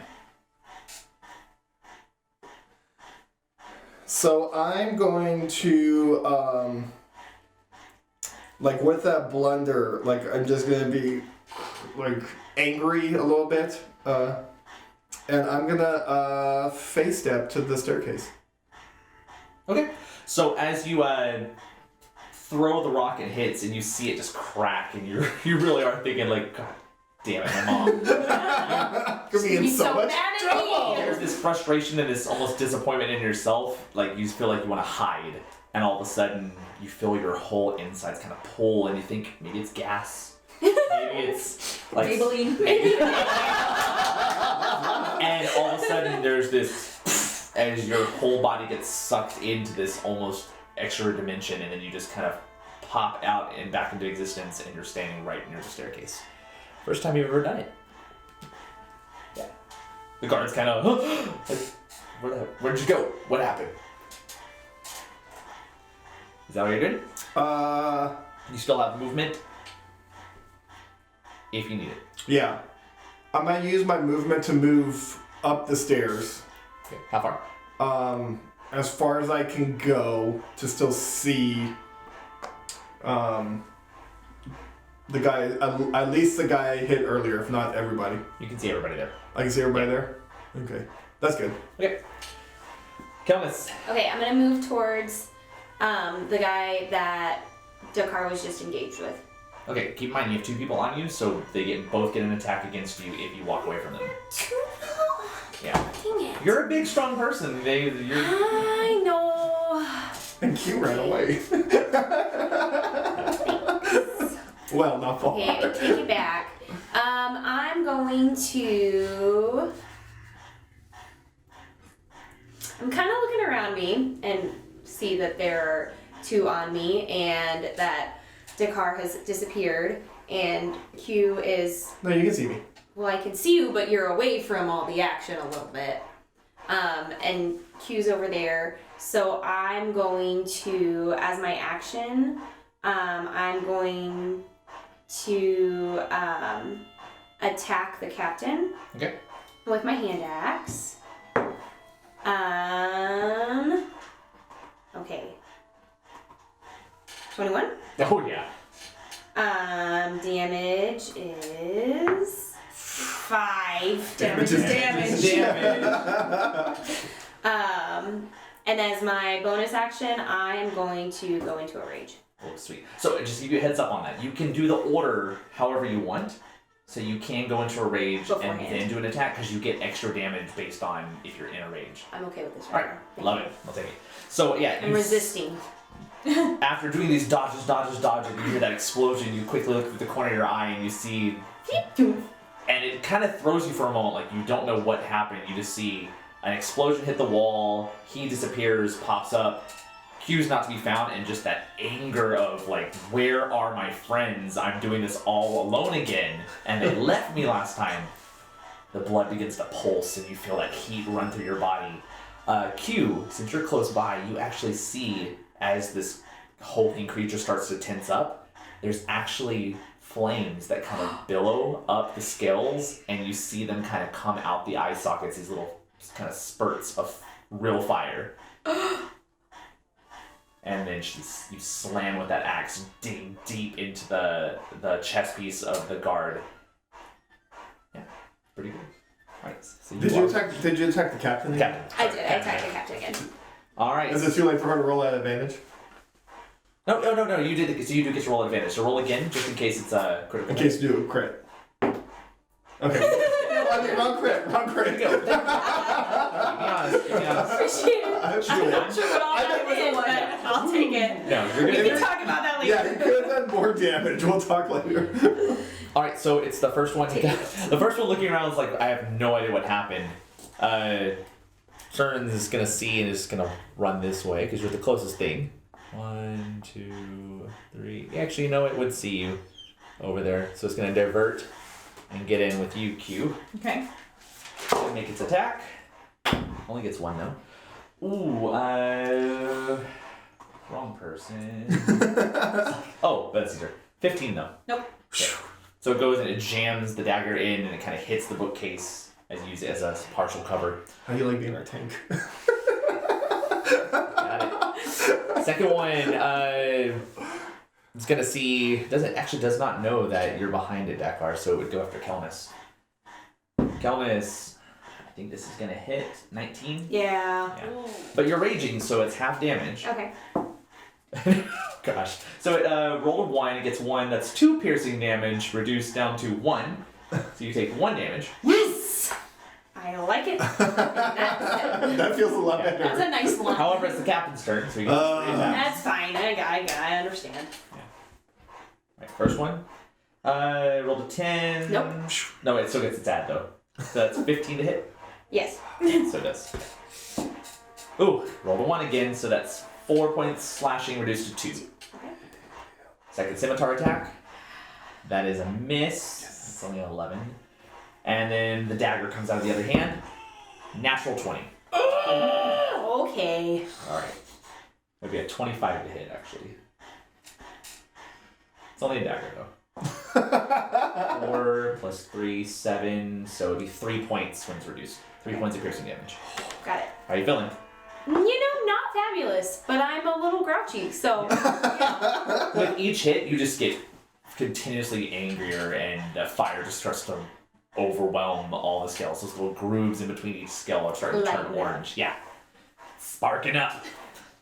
Alright, that's going to be its turn, which takes us to Q. Q is going to hit the guy who came after her. Okay. Is there a cover? No. Okay, then she's just gonna go after him. With Well, her- it's an advantage. She'll get the sneak attack. Yeah, no. Oh, okay. But I just didn't know, like, if I'm fighting through a bookcase. I got you. Poking your head into the non-fiction section. Walden is my favorite book. 23. Oh, yeah.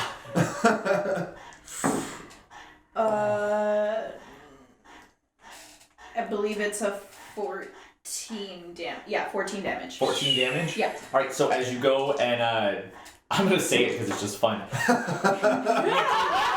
You duck through, and then in the middle, it's not a bookcase, it's a bookcase-like shelf, but It's like it has stacks. an opening where all these jars are. You see these concoctions, and you just stab through, knocking over some of them, and they shatter on the floor, and there's this kind of smoking, almost incense-like strong, pungent quality to the smell. But as you stab through, your rapier just goes through and just slams into the side of the face, and he just falls into the case itself, and more bottles fall to the ground. He gone. You go. Oh, yeah, the guards aren't that strong. And then for my You have movement and a bonus.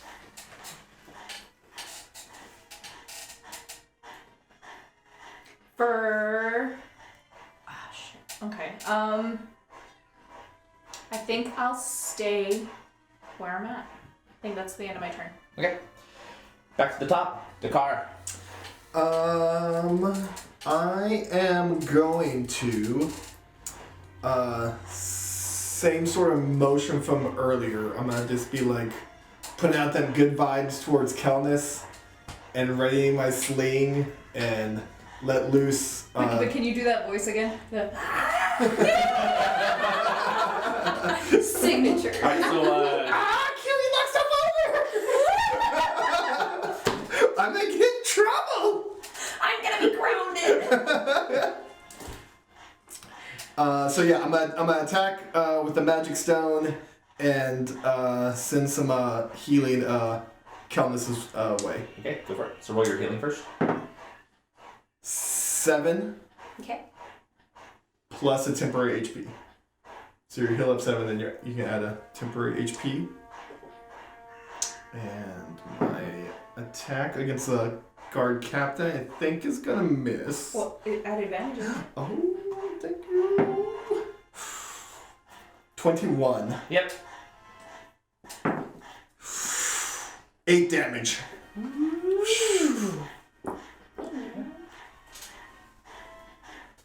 Anything else?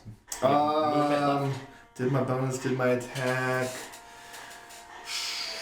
No, I'm good. I'm good. Okay. Countess.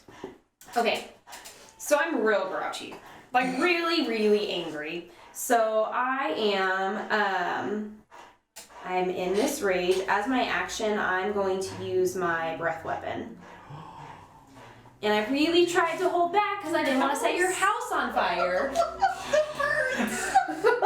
They can fly away. They're locked in cages! Well, I'm really angry. I'm so mad. Let's do this. I'm doing the breath weapon. Go for it. How far does it go? 15? 30 feet. Oh yeah, it's hitting the walls. Sorry.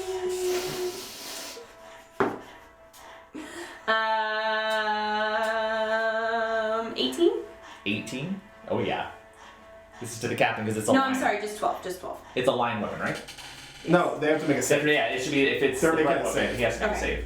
But it's just a line, correct? It's just a line. Okay, yeah, so it's just the captain you're shooting at. Yep. Alright. Captain needs to make a save of what? 12? Oh yeah. Dex 12. Okay, he does save. He rolled an 11 and got his +3, so that's 14. So it should be half the damage. I do believe. Yes. Okay, So so you're gonna roll at 2d6? least half the damage. 2. Okay. So. 6. And he takes half the damage is 3. Yeah. Alright. I mean, he's a little burned, he's a little sore, but he's still hanging in there. Alright, so this guy over here, seeing that, freaks out with the flame and has also seen that you've thrown something, so he's going to turn around. You get an attack of opportunity against him as he makes his way up to the car. So Kelnis, roll an attack against the guard. If you'd like to. Nat! Everyone! And it was so polite. Wait. She's going to take a picture. It's an important moment. yeah, You this is told. true. You Yes, said. yes. We're being better. Take a picture. Alright, so roll your damage, and whatever you roll Well, on I'm the die. really busy. It's a bad glare. Whatever you roll on the This isn't. You're gonna have that candy. Okay, okay, Right. okay. So roll your damage die, and you're gonna multiply that by 2 before you add anything. D6. So roll your d6. Twice. No, just roll. No once. once. Multiply by 2. Got it. 8. So it's gonna be 6 out of a d6. No, Oh, I rolled 4. 4 times So 2 is like- 8. So it's 8, and then now whatever your plus is for your weapon. The 4.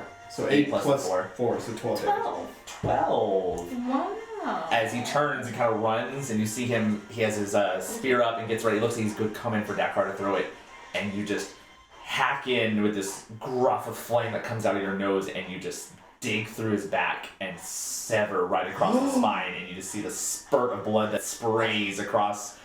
As you start looking around and notice that some of the wood on the house is catching fire. My bad, y'all. Yeah, but he is gone. Nicely done. Alright, so he doesn't get his attack. It is the captain's turn, though. He is coming at you. That's to be expected. Alright, first attack with the scimitar.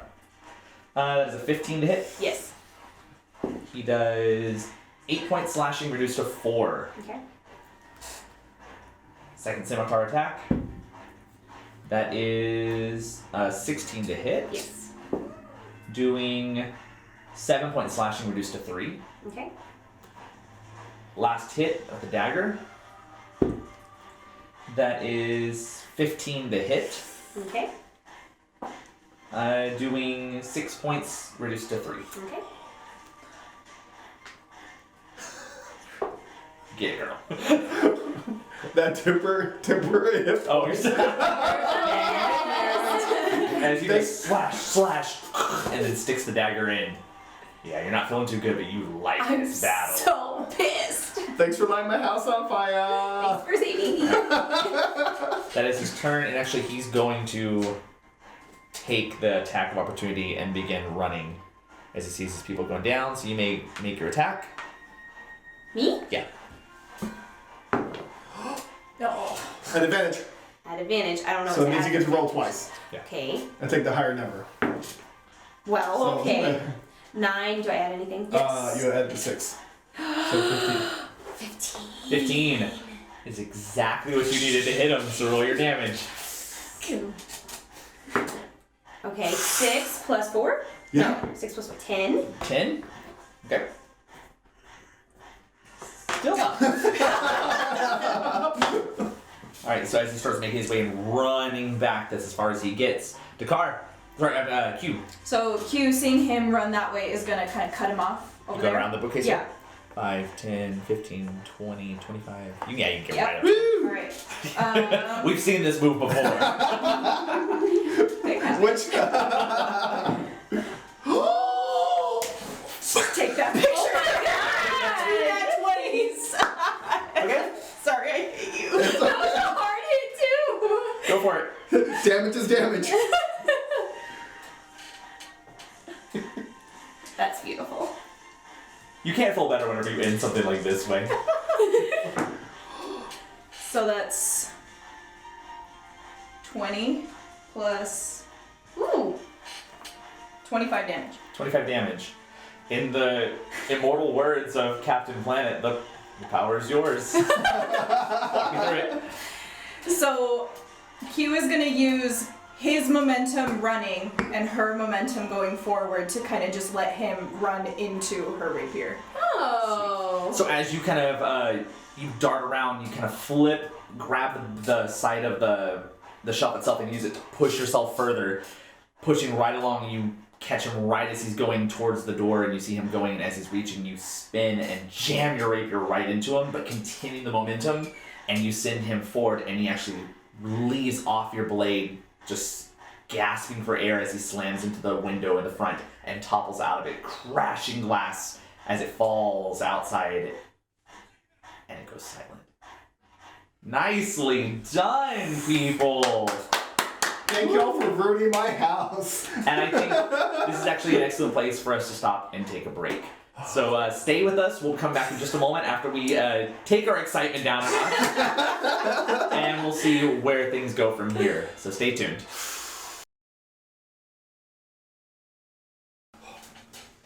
How is everybody feeling today? Anybody have any crazy dreams? Yes. Did I miss something? No! I flushed all my clothes down the toilet. I sent like some random picture and I was like, Foss, because I forgot to tell you about my dream. Oh, yeah. So a couple days ago, and now that I'm saying it like for the 4th time, I realize it's not that funny. But I was having a dream that something was going on with our plumbing, so I was like, I need the fastest way to get my dirty clothes to the laundry room using the least amount of water for some reason. And so I was like, I'm gonna flush all my clothes down the toilet. That way it goes straight to the laundry room. It'll end up in the washing machine. And in my dream, this was like the most perfect logic. Brilliant. Yeah, what could go wrong? Why wouldn't it? And that was the end of my dream. That was it. So was it one flush? Was it more than one flush? It was like How many loads of laundry was it? I just put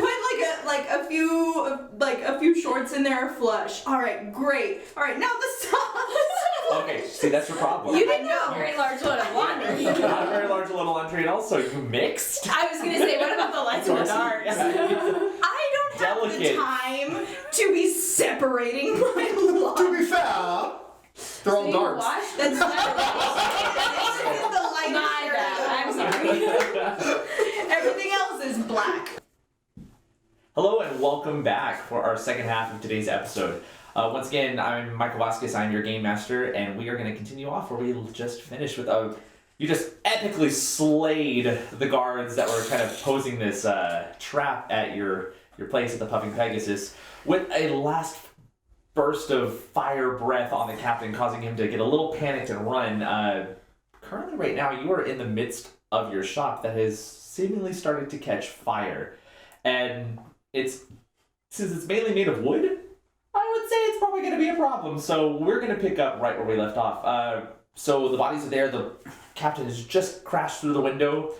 You're still feeling a little bad, but right now the house is on fire. So what are you doing? I am regretful in terms of, oh no, this is someone's.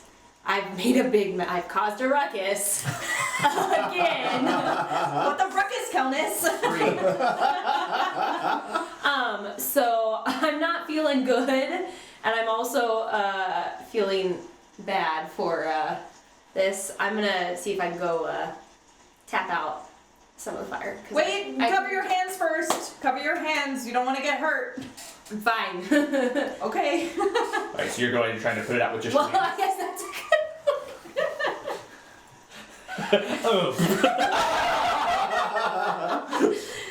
what kind of damage is this gonna cause? No. Yeah. Okay. I don't know what kind of damage fire does. I'm supposed to be resistant to it. That would mean you take half the damage, whatever it is. You still take damage. Well, then I'm going to wrap my hands in the. Oh, the map is gone. You need to see this. I'm gonna grab a cloak off one of the guards and wrap my hands in it and start to kind of like try and tamp down the fire. Oh, sure. Would you make me a wisdom check? As you kind of grip the cloak off of the nearest guard, and you go and you just start to like fan and hit it. Well, I'm gonna hit it. I don't want to fan it. Got it. But you're still pushing air into a fire, so let's see how well this works. Gotcha. Let's. 19. All right, yeah. So you're able to get most of it. It's starting to cool down. It takes a little bit of time, but you do manage to kind of tame it down. It's still catching on the wall. The wall itself is still burning. I don't know if one person can get an entire wall of flame all in one go, but yeah, you seem to be doing something to it. Where do you keep your fire extinguisher? It's clearly marked on the wall next to the fire alarm you can pull, which will turn on the sprinklers. We don't have those where I live. Let's do this. All right. I tell Q there's a well out front Okay. with water in it. Okay. I'm going to look around for some kind of bucket or something to grab water from the well. Easily. This is... Yeah. So I grab one of those, run Bucket. outside, and try to get some water from the well. Alright, so as you drop the water and get some water from the well, and you rush it in. Yes. Alright. Then I'm going to throw it on the same wall that Kelnis is trying to put out. Okay, so what I would like for you to do, because this is kind of you both helping up, so as you're putting out the fire, and you did really well, let's just make this an assisted Okay. kind of endeavor. So roll me, it's going to be speed based. Okay. So roll just flat dexterity to see how fast you are to go get water and bring it back. So it's just kind of keeping it contained. Flat dex check. Yeah. Okay. It's good. It's it. Flame's gone. 8. You get there and you're like trying. It's a deep well. Yeah. There is a bucket there already. Mm-hmm. So Okay. you realize you have to like roll down, get it the Mhm. water in, roll it up. It's taking a lot of time. I'll let either one of you choose how you're gonna do this when we get a third contestant, because you have kind of a fail and a success. So it can either be one more of the wisdom, or it could be one more of the dex. I'm trying to go really, really fast. Oh,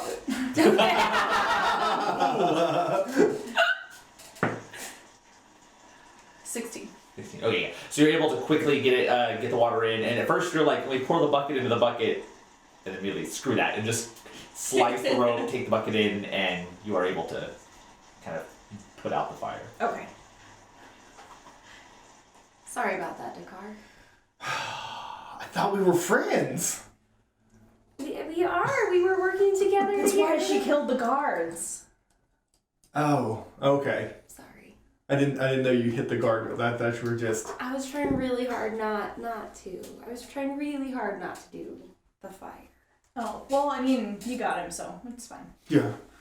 Well, you got did him. too. Good I job. saw that. You shish kebabbed him. Yeah. I did. I did. Yeah, I did. I did do that. Did you mean to do that? Yeah. Yeah. Kind of gauging, like, your facial reactions. Is it okay to say Yeah. yes to this? Roll an insight check.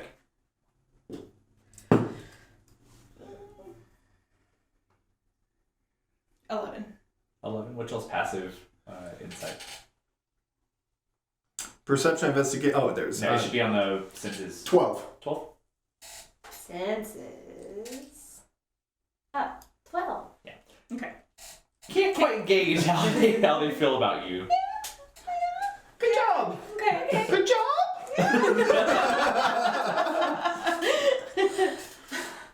We should probably get this cleaned up. Also, we should probably check on the unicorn. It also, can we make sure all these guards are really done? You gotta Yeah. double tap him? I just go double tap each one.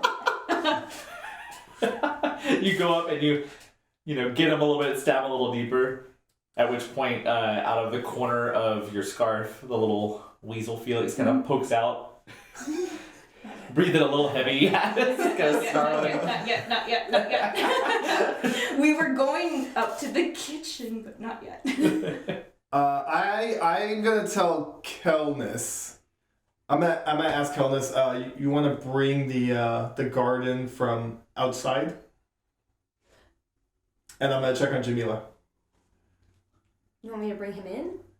Well, I don't want him sitting out in the front, so somebody can see a slain guard on the front of the Puffing Pegasus. Okay. That's sort of a calling card that we're in here. Okay, it's gonna take me a minute, but I'll go get him. Why, you not feeling well? I'm not feeling well. But I'll go get him. I got this. You can do this! And I'm gonna cast some healing word on Kelness. Okay, go for it. It's like this. You step on the glass and you're dead. I'm tiptoeing carefully. 4 hit points. Thanks. You're welcome. Downed by a paper cut. Death by paper. Okay, so I bring that guard in. Okay, yeah, it's easy to drag him in. And you said you're going. To check on Jamila? Okay, so you go back into the back. No horse. I go to the kitchen because that's where we were headed before.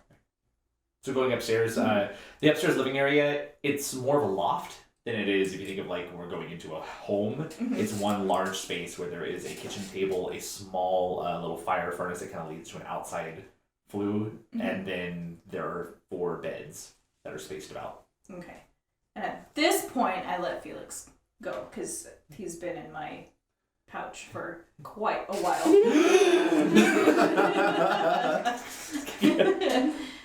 So I just kind of let him out and just keep an eye on him. But I'm looking through the kitchen to see where everybody is. Why, if the guards have hurt anybody or if there's any sign of anybody else up here. There is not. Okay. All right. I've brought the guard in. I make sure he's dead. And I'm gonna... I'm still a little grouchy. I'm coming down from that high, okay? That's a bad come down. It's rough. Just holding him up. And I'm gonna go up the stairs to the living area. Same thing, getting up there, you see the general living space. There is one small ladder that is between the 2 beds on each side. So they're not really beds as much as they are pallets. And it leads up into the attic area. Okay. Is the back door locked? You go and you open it, and it is not locked. Can I peek out and see if I see anything? I'm gonna peek out and see if I see footsteps. You're looking for footsteps. Yeah. Alright, so Or you're hoof prints as well. Alright, so roll an investigation check. 13. 13. There are a few prints. There are prints going from the dead wood to your door.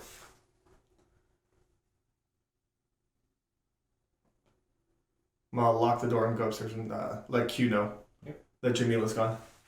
Oh. Well, that kind kind of solves our little problem earlier. Now we don't have to decide. We don't have to decide who gets the unicorn now. But you still need her.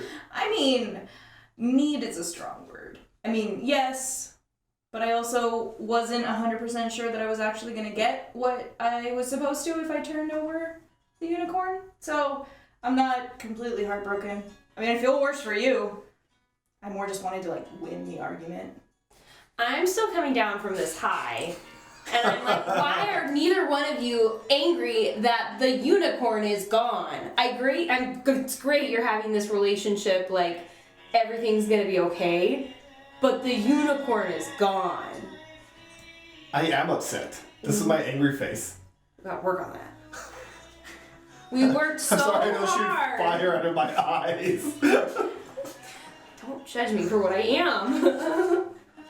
But we worked so hard. Like, where did the unicorn go? Was someone here? What happened? Well, I mean, somebody was obviously here. There were 3 guards. Well, we saw the 3 guards. But I mean, that's the way these things go sometimes. Like, you sign up for a job, you try to do the job, sometimes it doesn't always work out.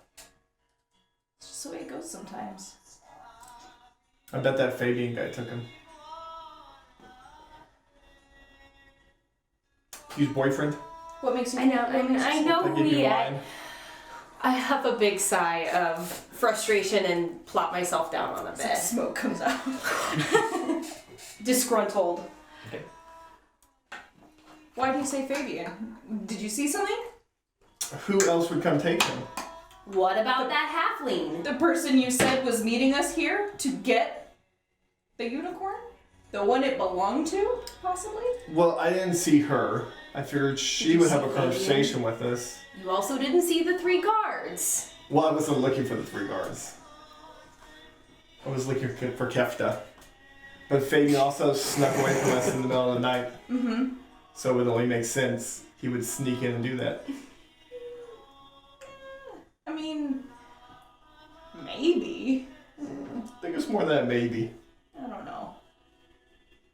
Maybe you hid the unicorn. I don't know. Now we're getting somewhere. When did I hide the unicorn? When I was bringing you back to life? I don't know. Dead. There's someone here!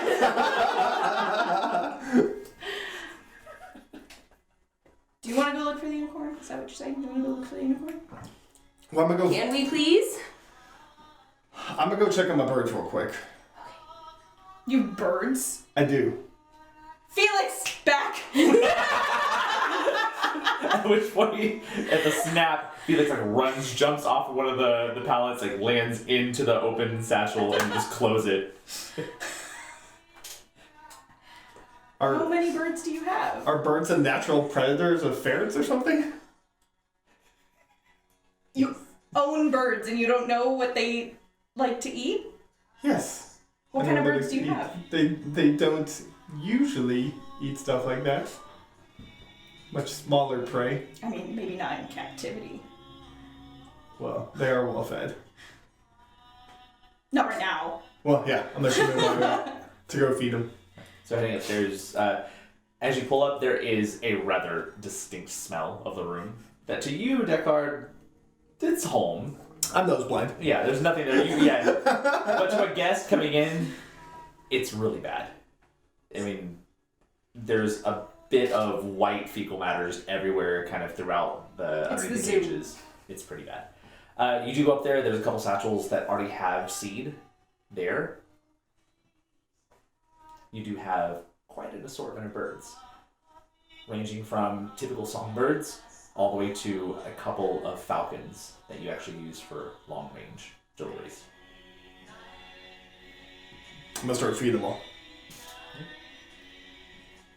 So Q kind of followed you up there, but she has like a really tight hold on the satchel. But she like puts her little thing up so that she can't smell. You're filtering through the scarf? Yes. But she just she just wants to see all of it. It's quite I mean, it's not organized. Mm-hmm. It's pretty much, if you think of any kind of dormitory that's all male, it's that that college life living of it's all thrown in and you can smell the man. Mm-hmm. Man musk. Man smell. Man flesh.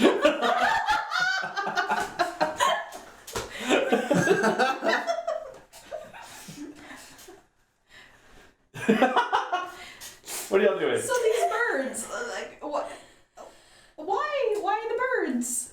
I use them to deliver to people that are like long distances that have multiple orders at a time. Oh. So you deliver all over? Like even north of the wall? No, not north of the wall. Okay. I would have to have been where I send my birds to, Got it. so they know Okay. where to go to and fro. Got it. Okay. I'm just wondering if you have all this help, how you guys are in such debt. Well, when I'm out on the road, like I said, I'd like to help as many people as I can. Got it. Oh yeah, that thing. Yeah. Got it. Okay. Sort of like how I thought you were helping me with the unicorn. Yeah. And now Helena seems like the only one that cares about the unicorn. Mm-hmm. Making mental notes of everything. I'm not up there with y'all. Helena, you want to poke your head I'm up coming here? down from my high. I'm waiting for y'all to come back because I've got something for that. I have something to tell y'all. No, I'm cooling off. All right. So after that, Q is actually going to go back down the ladder and is going to go out the back door and try to track. So she's leaving. Right, so as you go back and you're looking at the tracks itself, Mhm. and you're trying to track and see where Yes. they're going. Okay, so this time do a survival check. Oh.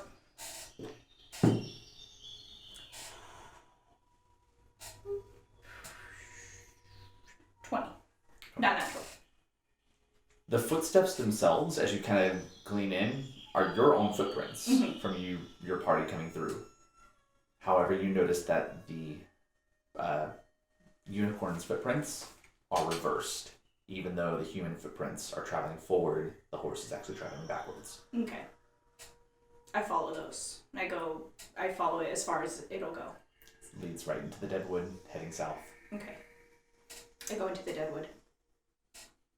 I'm following after her because you just breezed right by me and I wanted to tell you something. So I'm following Kimura and I kind of shout out, "Hey, wait! This was on the door. There's this reward flyer. Mm-hmm. We're in trouble, but it's a lot of money. Welcome to the club. But I think we should be careful. I don't worry about it right now, but like Yes, you should be very careful. this is Dakar, and I'm pretty sure this is you, and this is." Mm-hmm. I guess it's me. But Was that you? Do you have that many eyes? It's like looking at a picture of the Babadook. It's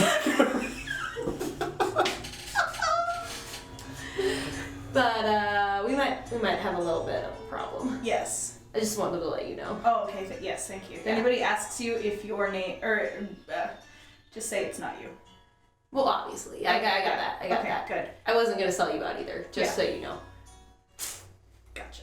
All right. Where you going? Thanks for that. Oh, just walking into the deadwood. Let's go. You're coming too? I'm not scared of it. I already walked around in here. All right. So I tell her that I'm following the unicorn's tracks. They look a little weird. I mean, they're just reversed. I feel like is he walking backwards? No. He's walking towards Deadwood. Okay. No. I misunderstood.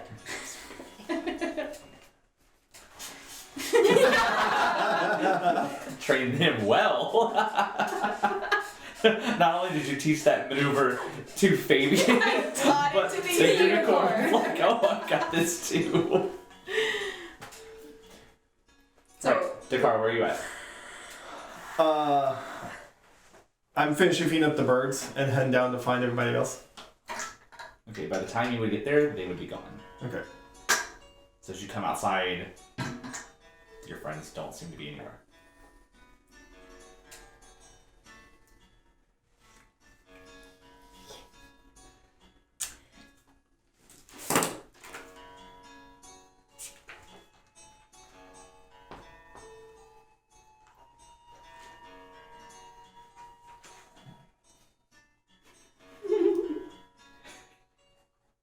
what are y'all doing?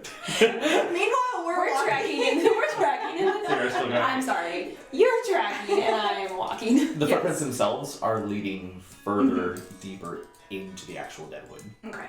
So towards the actual dead side. As we're walking, I'm gonna tell Calnis, I have something I need to tell you. Okay. But I don't want you... Now that we're on the same team, and I point to that, the thing, I was like, there's something you really need to know. Okay. I might be in more trouble than you are. Why do you say that? Because I killed the mayor. Guess what? That I killed the mayor? It's okay. I mean, it's maybe not okay. The social. No, It's fine. He's not dead. I don't think you're understanding me when I say I took my rapier and I shoved it in, and then I twisted it, and then he fell. I believe you. Sounds great. But he was definitely standing and in good enough health after y'all left me that he shot arrows at me while standing. Okay. So he's not dead. He's not dead. I mean, he might be now. I don't really know. But he was definitely alive the last time I saw him. So I'm a failure? No, I'm just saying you're not in as much trouble as you think you were. Okay. I mean, still, 10,000 Still gold feels like a pieces, fail. But, Yeah. I mean, it sounds a little bit like what you did earlier. So maybe just get practice. I like the way you think. Okay. Alright, I feel better.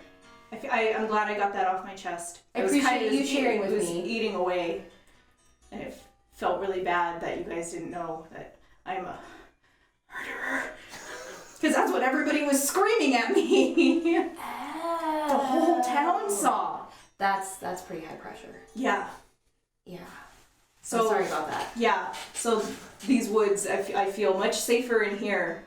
I really didn't want to go to the Puffing Pegasus. And I said, there's gonna be guards. They're gonna be waiting for us there. But no, Dakar said, no, they're not. You know what? He's probably trying to turn me in. I don't know. He was the first one who found my poster. Well, I don't know about that, but I feel like all three of us are on this thing. I don't know. He's the one who's got this. This really looks like him. This could maybe be maybe That's somebody spot else. on. They even got the mole right there. Cannon. Whether you wanted it. It's gonna be like Prince and Tights. It's gonna move around. It's actually a bug. It's my pet tick. You didn't know I had a pet tick. Oh my god. Cannon. Does he talk back to you? I want to speak with animals. That's so. No, I don't know. When he was a little harsh on me. Like when I went up to go see his birds, cause I don't know. I mean, that was different. I wanted to see, and man, he laid into me up there. Did he? Yeah, that's why I left. Oh.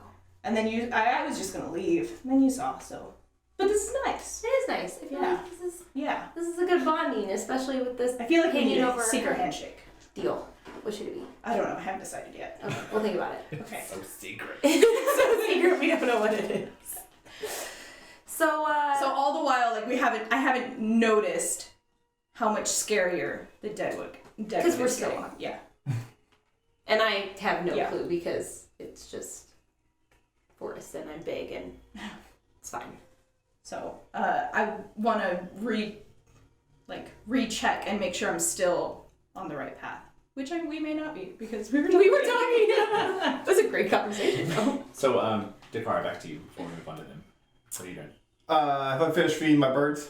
You already said you did, and you said you came down and you saw nobody. Now we're waiting for your next step. I'm sorry, our conversation was really riveting. That was good. I'm gonna start tidying up the shop a bit. Collecting some of the herbs I need to make some of my concoctions and seeing if I have any potions laying around the shop. Okay, so actually there are quite a few number of potions. Most of them are going to be kind of home remedies. Things that would cause like achiness in the bones, to pain relievers. I mean, you're making aspirins for the most part. As you do, you're not a healer. However, there are a couple of potions that your family themselves have stored up in their living quarters. There are 3 healing potions.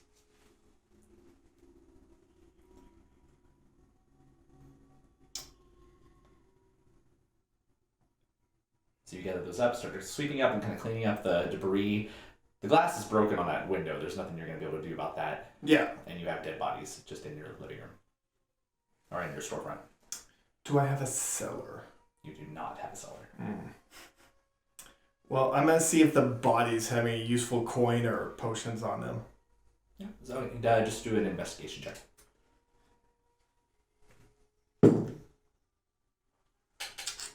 17. Rummaging through them, you find about 60 silver between the 3.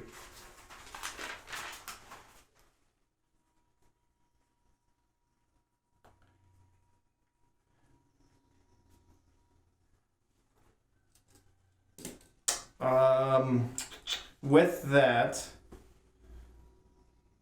I'm going to head out back and see if I can find any trace of Zefta. Zefta? Yeah. Same thing when you came up, same area. There's nothing there other than outdoors.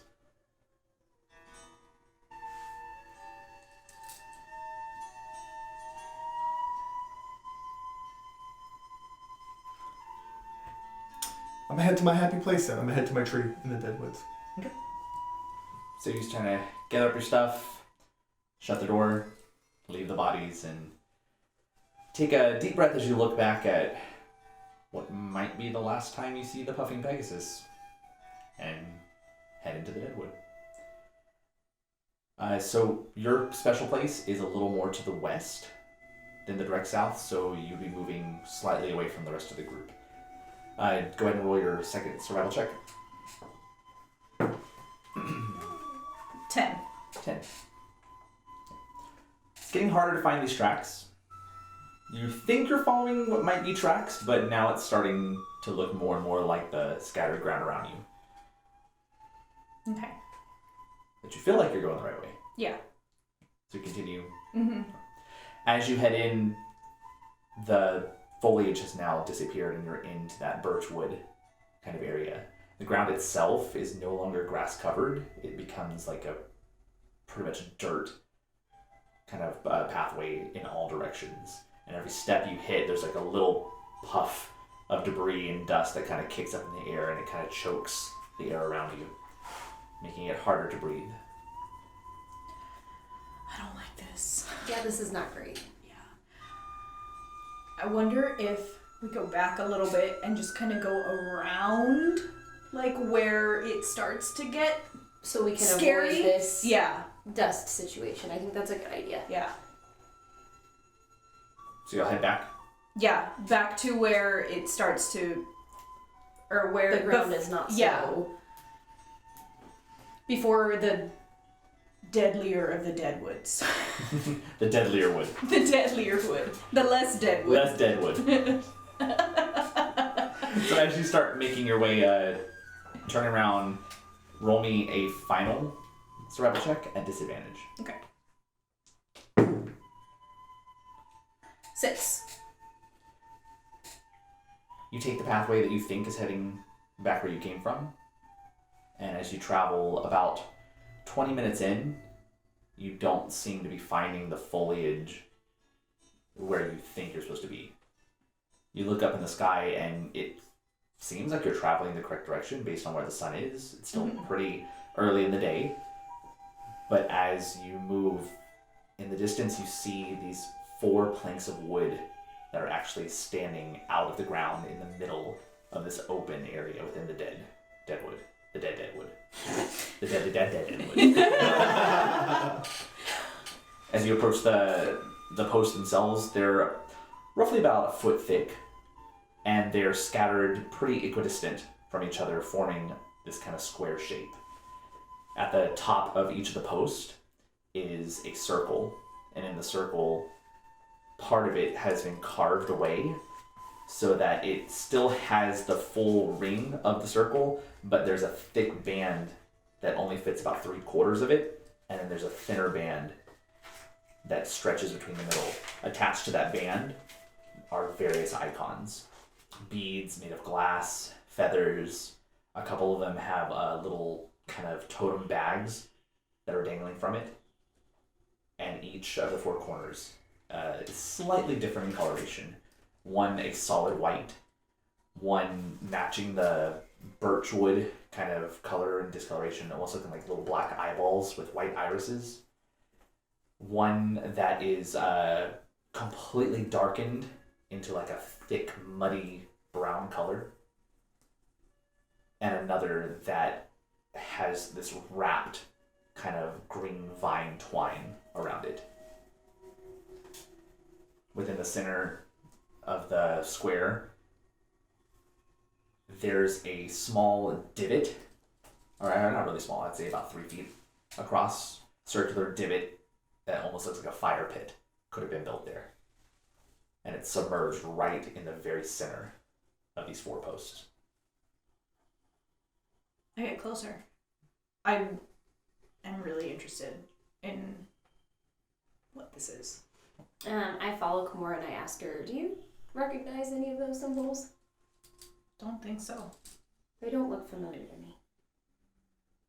I don't think it's a good idea to go within the area of those posts, though. I agree. Okay.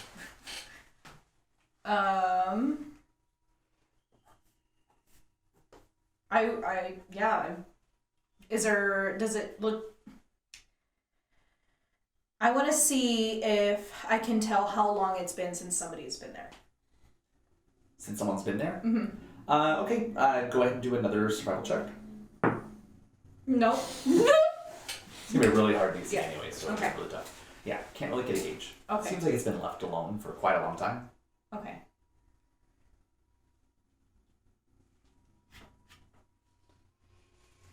I think this is really cool.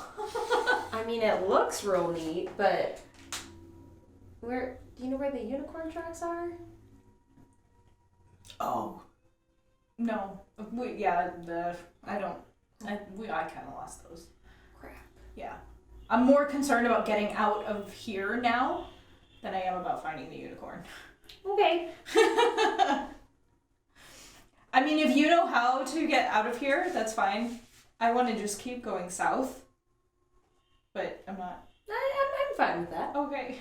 I'd prefer to avoid the dusty. Yeah. Yeah.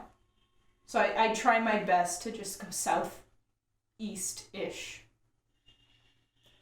As you are making this plan, Dekar, you finally make it into that thriving foliage part right before you hit where the deadwood drops into disarray. And your place is untouched. Once again, it seems like nobody ever traverses anywhere near this part of the forest. There's a calmness where even though there are animals still around, they seem to steer away from this one spot. As you approach, you see the large trunk of this massive oak tree. And there's kind of the bark itself from about 5 feet up to about 1 foot off the ground. It seems like something has clawed at it and just ripped away some of the bark, revealing this cavernous hole in this hollowed out tree. You kind of lift yourself up and crawl into it, cross your legs, and you feel safe in this embrace of this wooden tree. As you stare up, the whole thing is hollowed out. You see up to the sky, the clouds kind of branching over and shifting slowly in the beautiful blue. But as you kind of stare around, one corner of the tree just overflows with green foliage that sifts into another side corner that's completely dead and falling off. Another side of bright orange and yellow, as if it was caught in the midst of a fall transition. And then one more side where the leaves themselves look brown and burnt as if by an intense heat. And this is how you've always remembered the tree since you first found it. This is your safe place. What are you doing? I'm going to go into a trance and just sort of try to think about my father, my mother, Jamila, Kefta, and like what to do. Okay. As you kind of close your eyes and center your mind, you've done this many times. This is your gathering place where you gather your thoughts before you make a drastic choice. A calmness kind of comes over you, and without thinking about it, your body kind of drifts off into this sleep-like state. And when you open your eyes, that opening is still there, but the forest itself is gone. There's a darkness of shadow. As you step out through that cutout opening within the oak tree, your foot touches the ground, and there's this black plume of dust that kind of pulls up from every footstep. Around you are 4 tall planks of wood. But etched on them are all these different symbols that have no meaning or language. However, you feel very comfortable around them. As you walk up to one of the posts, you kind of trace each of the images with the side of your fingers. And you know that one of them tells you, start. Looking past it in that direction, past the post, there is a pathway lit up in yellow. Everything on the outside's darkened in pitch where you can't tell what's in the surrounding area, but you still feel safe. And you begin to walk through the pathway. It seems like you're walking for hours, not knowing where to go, and the path doesn't change. It just continues to move forward and forward. And then eventually you see something in the distance. And as you approach it, you see your tree again, your safe spot, and another post. This time, the post lit up. You touch it with your fingers,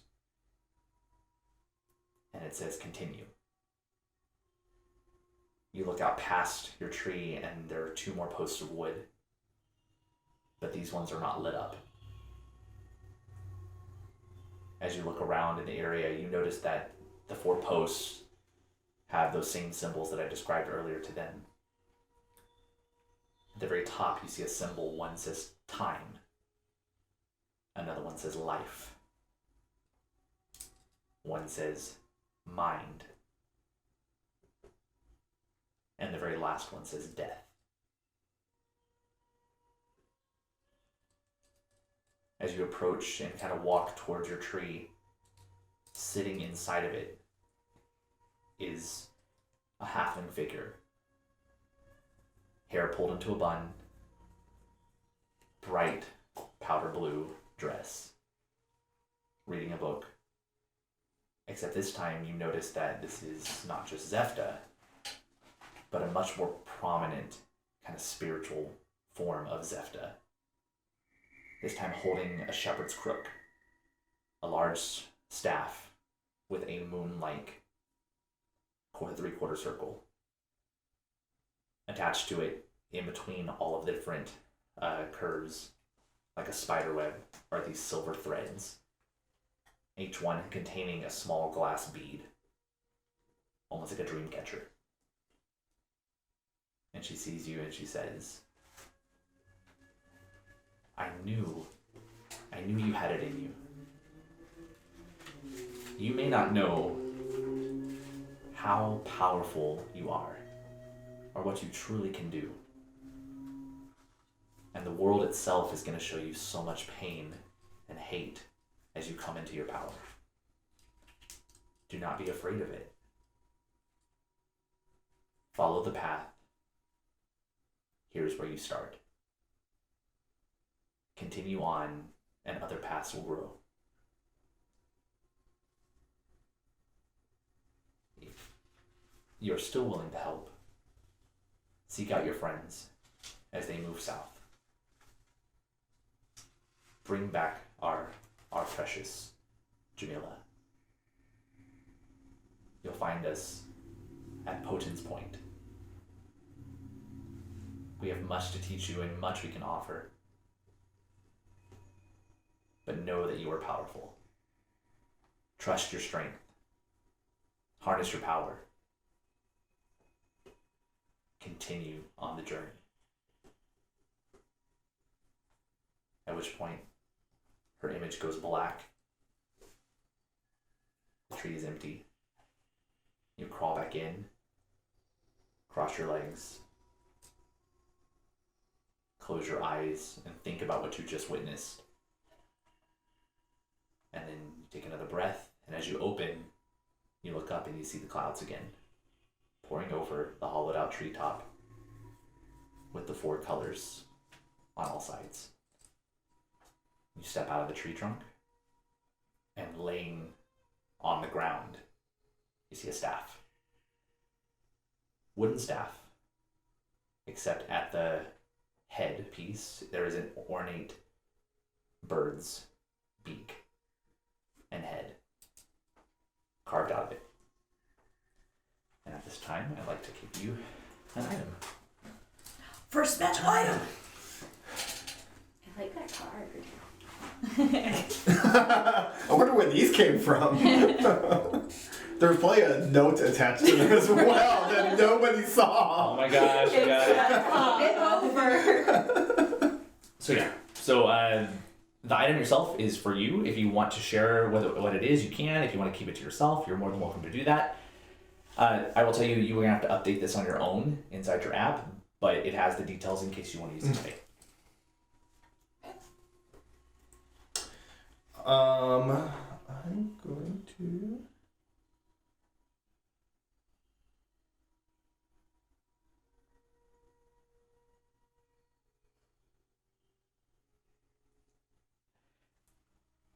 I'm gonna head back to the Puffin Pegasus. You're heading back to Puffin Pegasus? Yes. Okay. So as you start your trek there, where are the two of you going? We're still heading southeast, trying to find the road or trying to get out of the deadwood. Okay. As you travel and make your way further south, you are eventually greeted with the green plumage, and you know that you're getting to the outskirts again. You have not actually gone into the deadwood as deeply as you thought. Okay. The pathway itself does open it up into the field, and you see the main thoroughfare road pretty close. You're nowhere near the far south town of Kalakesh, which you'd be familiar with, Q, because your family is from there. You've traveled this before. You have a rough estimation of where you are, but you have a few days travel before you, especially by foot. Mm-hmm. I kind of relay this information and say, well, I don't know where the unicorn is. If we really want to keep looking for the unicorn, we have to go back to the Puffing Pegasus, because that's where the tracks were. Mm-hmm. Or we could go to a different town, since everyone's kind of looking for us. What do you think? I feel a little bad we left a car. Do you? I do. He's healed me several times. He healed me once. And I set his house on fire. You did do that. And we worked together. I think heal, you're really underselling the point. You're not there!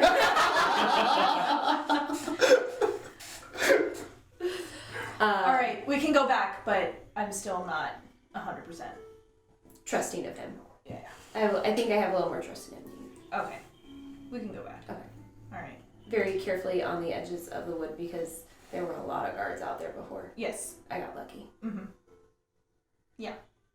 So are you going through the deadwood, or are you going... The outskirts of the deadwood to get to the Puffing Pegasus, whichever direction. So are you following the road, or are you on the actually roadside, plain side, or are you going through the actual forest? We're going through the actual forest. Okay.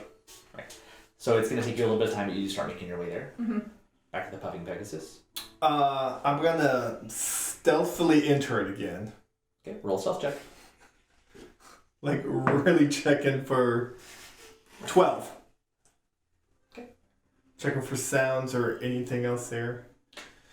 Nothing that jumps out to you. My dead body's still laying in the living room. Bodies are still there. I'm gonna make my way up to the aviary Okay. again. And I'm going to start opening up my cages and petting my birds to let them go free. You're releasing all the birds? Yes. One by one, you take the cage over to the cutout window, and as you open it, they're tamed birds, so they kind of pop out for a moment, just kind of look at you, waiting for you to attach a parcel or a message, and you don't give them anything, and after a while of coaxing, they just kind of fly off a little bit. Occasionally a couple of them fly back to the window as if they're still waiting for something. They're not quite sure what you want them to do, but eventually they do fly off on their own. I'm gonna find some big bowls around the attic area and put a bunch of bird seed in it. Prop the cages open so they won't walk on them. I'm gonna start heading back downstairs. Okay. Walking. Yeah. Going to go get yelled at again. So where are you going, Dakar? Because they've got a ways to walk. Okay. I will make it back down to the living area. I'm going to start working on. Let me see. You should get rid of the bodies. You're not there. You're not there. Is that what you said?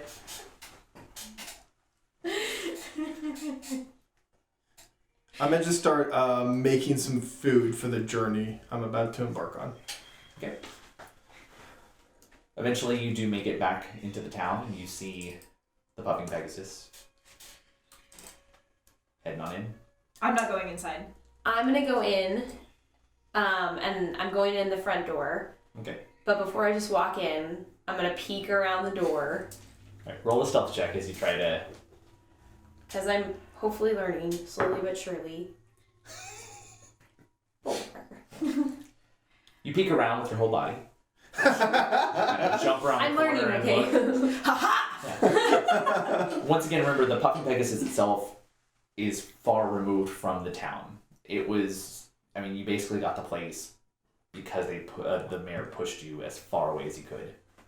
He hasn't liked your family since the beginning, so there doesn't seem to be anybody around that you notice. And most of the buildings face away from the Pegasus anyway, so you get in without seemingly being detected. Okay. I'm gonna call out, Dakar, are you here? I am Kelnus. Do I recognize your voice at this point? I don't know, do you? I am Kelnus. I don't know if I need to roll an insight check, that's all I'm saying. I'm making some dinner. Would you like some? Absolutely. I'm tired. It's been a lot of walking today. So I go up to the living area and see that you're cooking and packing and, you know.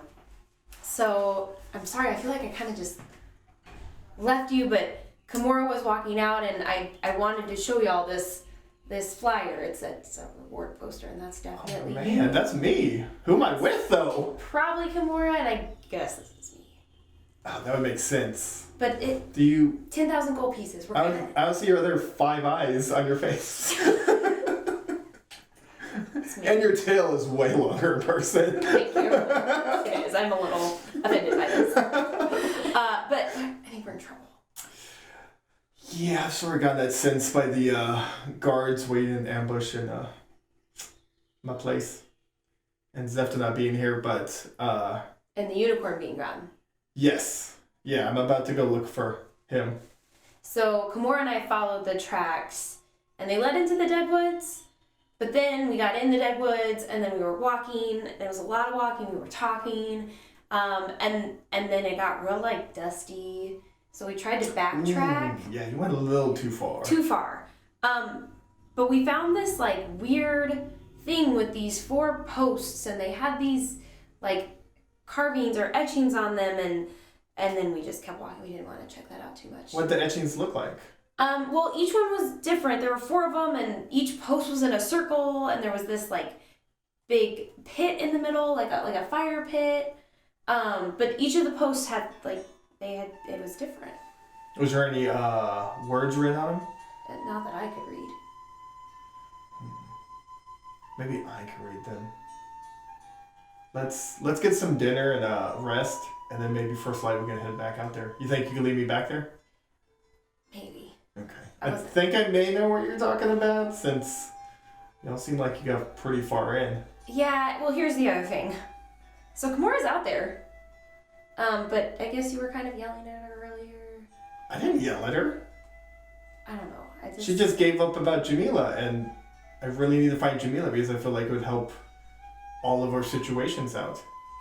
Well, we looked for her. We followed the tracks, and then... But, like... Oh, there are tracks? I didn't see them.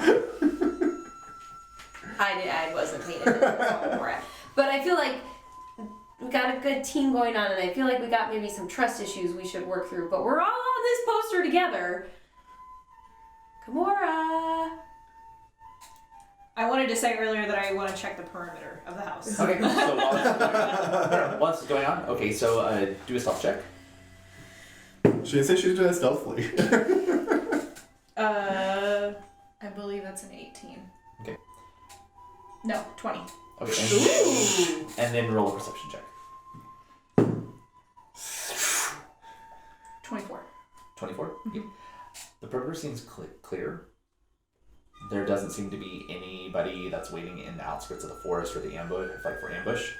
You do feel fairly confident that it's safe. Okay. Alright. Kimura! You should come in. What would you like for dinner? Trust. I told you. I don't know how to make that. I gotta work on it. I'll see if I have any in the pantry.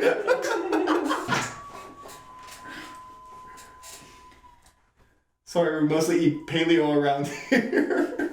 You have to apologize. I love that you're like saying this from the window from the second story down to you in the back. It's just like, Yeah. Rapunzel, you have to let down your hair. let down your Let trust. me let down my dress. Romeo, I'll be down in a minute.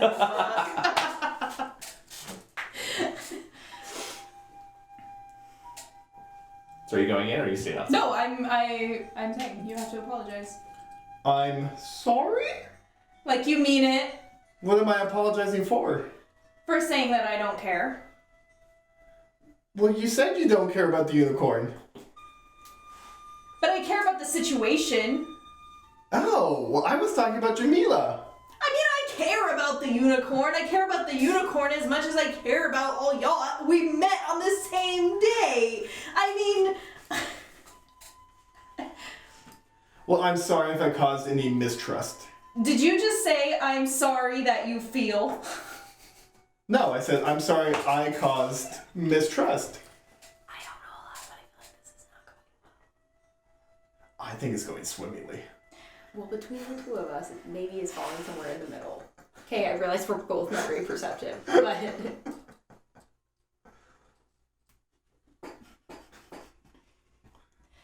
Just so you know, I did a full sweep of the house outside, and I'm 99% sure that there is actually nobody here. Well, like I said before, there's no one downstairs. And there's 2 people upstairs this time, not 3. Are there still dead bodies in the downstairs? Maybe. I feel like that's real bad juju. Can you get them out? If you get them out, I'll come inside. Would you mind taking care of that, Calmus? I Yeah, where do you want me to drag keep him? cooking up some din-din. I mean, there's that big hole in the front, but that's where the water is. I feel like I shouldn't... Yeah, take them out back. Take them just past the greenage in the deadwood. And nature will take its course. Okay. So while I do that, I feel like y'all should work this out a little better. Mm-hmm. And when I'm back, it's dinner time, and we're gonna plan our next step. Got it? Okay. Okay. So I start taking the bodies out. So as you take the first body and you're kind of dragging one of the guards, you go to the back door and unlock it and open it, and you see Kimura just Like, yeah. And you walk right past her and just one at a time, body by body, sift it out. Okay. And they're all out. Up you go. Thanks, Kelness. You're welcome, Kimura.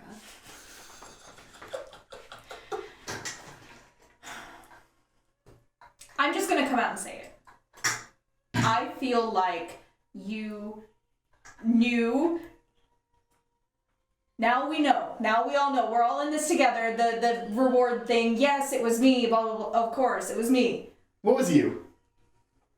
The picture from before. Are you still was yelling me. this from upstairs? I don't know. Did you come inside or what? I came inside. Okay. Sorry. Before we go there, for you coming inside, what is your passive perception? Passive perception. 15. 15? What is everybody else's? 12.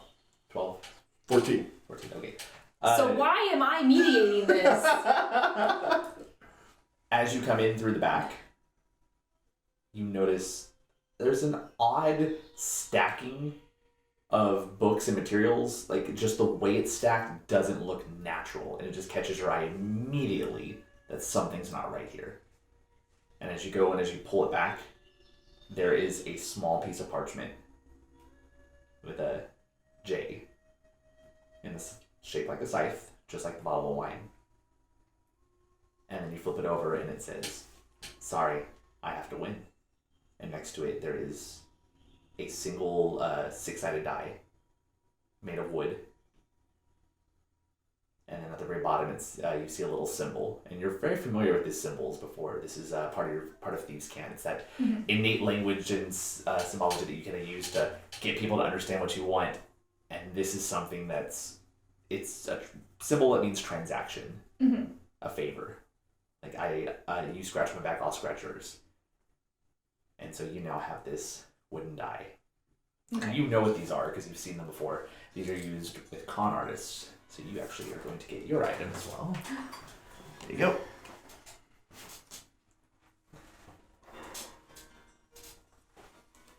Okay. And make your way upstairs. Yes. So I'm gonna put that on. Let me turn the radio down. Let me turn the bar down a little bit. Live in bar this whole time. Yeah. Why didn't you help out earlier? Well, that's what the fourth bet was. That's what the fourth bet was for. I know how bad you're hurting for money, and I get it. I really do. But I feel like you put me in the position for the guards to find me, so you could get your money. That's just how I'm feeling right now, and I just don't feel like. I don't know. I don't feel like I 100% trust you right now. Well, I was just trying to get the unicorn here to give to Zefta so I could get a month's worth of rent. And then I was going to give the other month's worth of rent I was promised to you for your family. Okay. Since you said you guys are in poverty. We are. As you can tell, I'm on the verge of. So I feel like what we have here is just a really bad case of miscommunication. Yes. I'm sorry for leaving in such a tizzy. I didn't realize you left in a tizzy. I was busy with my birds. Which, by the way, they're sort of free range now. So if you're that worried about your pet, just giving you a heads up. Why?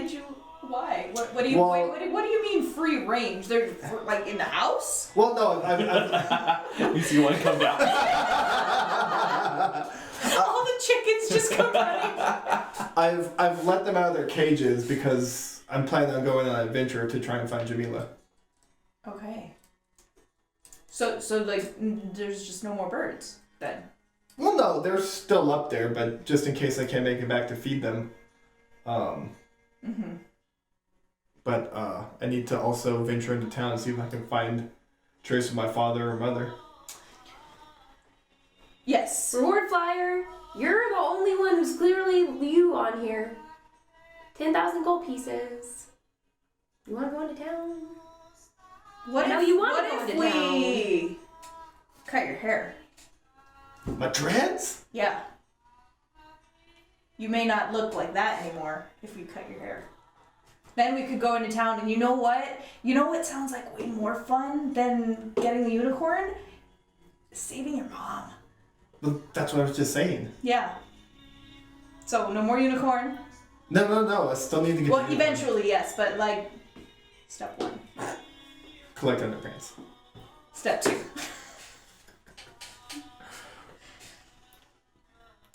I think step 1 would be to try and figure out what my father's at. Okay. Step 2 would be my mother. Okay. Step 3 would be Jamila. All right. Step 1A, let's cut your hair. Can you cut hair? We'll find out.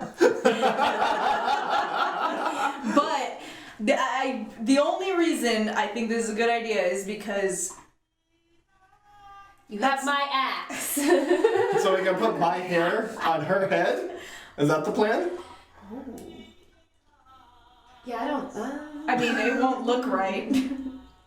Because I don't know I what's don't the know. point of... Do you have a better idea of not getting spotted? Well, I don't see the point in me looking different if she looks exactly the same. But she doesn't look exactly like that picture. But I'm pretty sure from the ruckus we caused, she's pretty noticeable. Plausible deniability. Do you have that? Let me. Is that a cantrip? Well, let's enjoy some dinner Okay. and rest up. A rest sounds great. And Yeah, To be then, totally honest. Yeah. Okay. and then Playing from there. All right. plan with a fresh cup of coffee in the morning. All right. Sounds good. So as you find yourself resting in the house with the lingering smell of bird feces and Dead human. and I wind don't smell it. Dried blood. dried blood. Yeah. Singed you, wood. you do find a little bit of comfort to finally catch your breath, rest up, until we figure out what the next step will be. Are you saving your mom? Are you making your trek south to Kalakesh? Are you trying to figure out what these posts are in the woods? There's so many opportunities that I'm really curious to know what's going to happen, but we'll have to find that out next time, because this is going to be a great place for us to stop.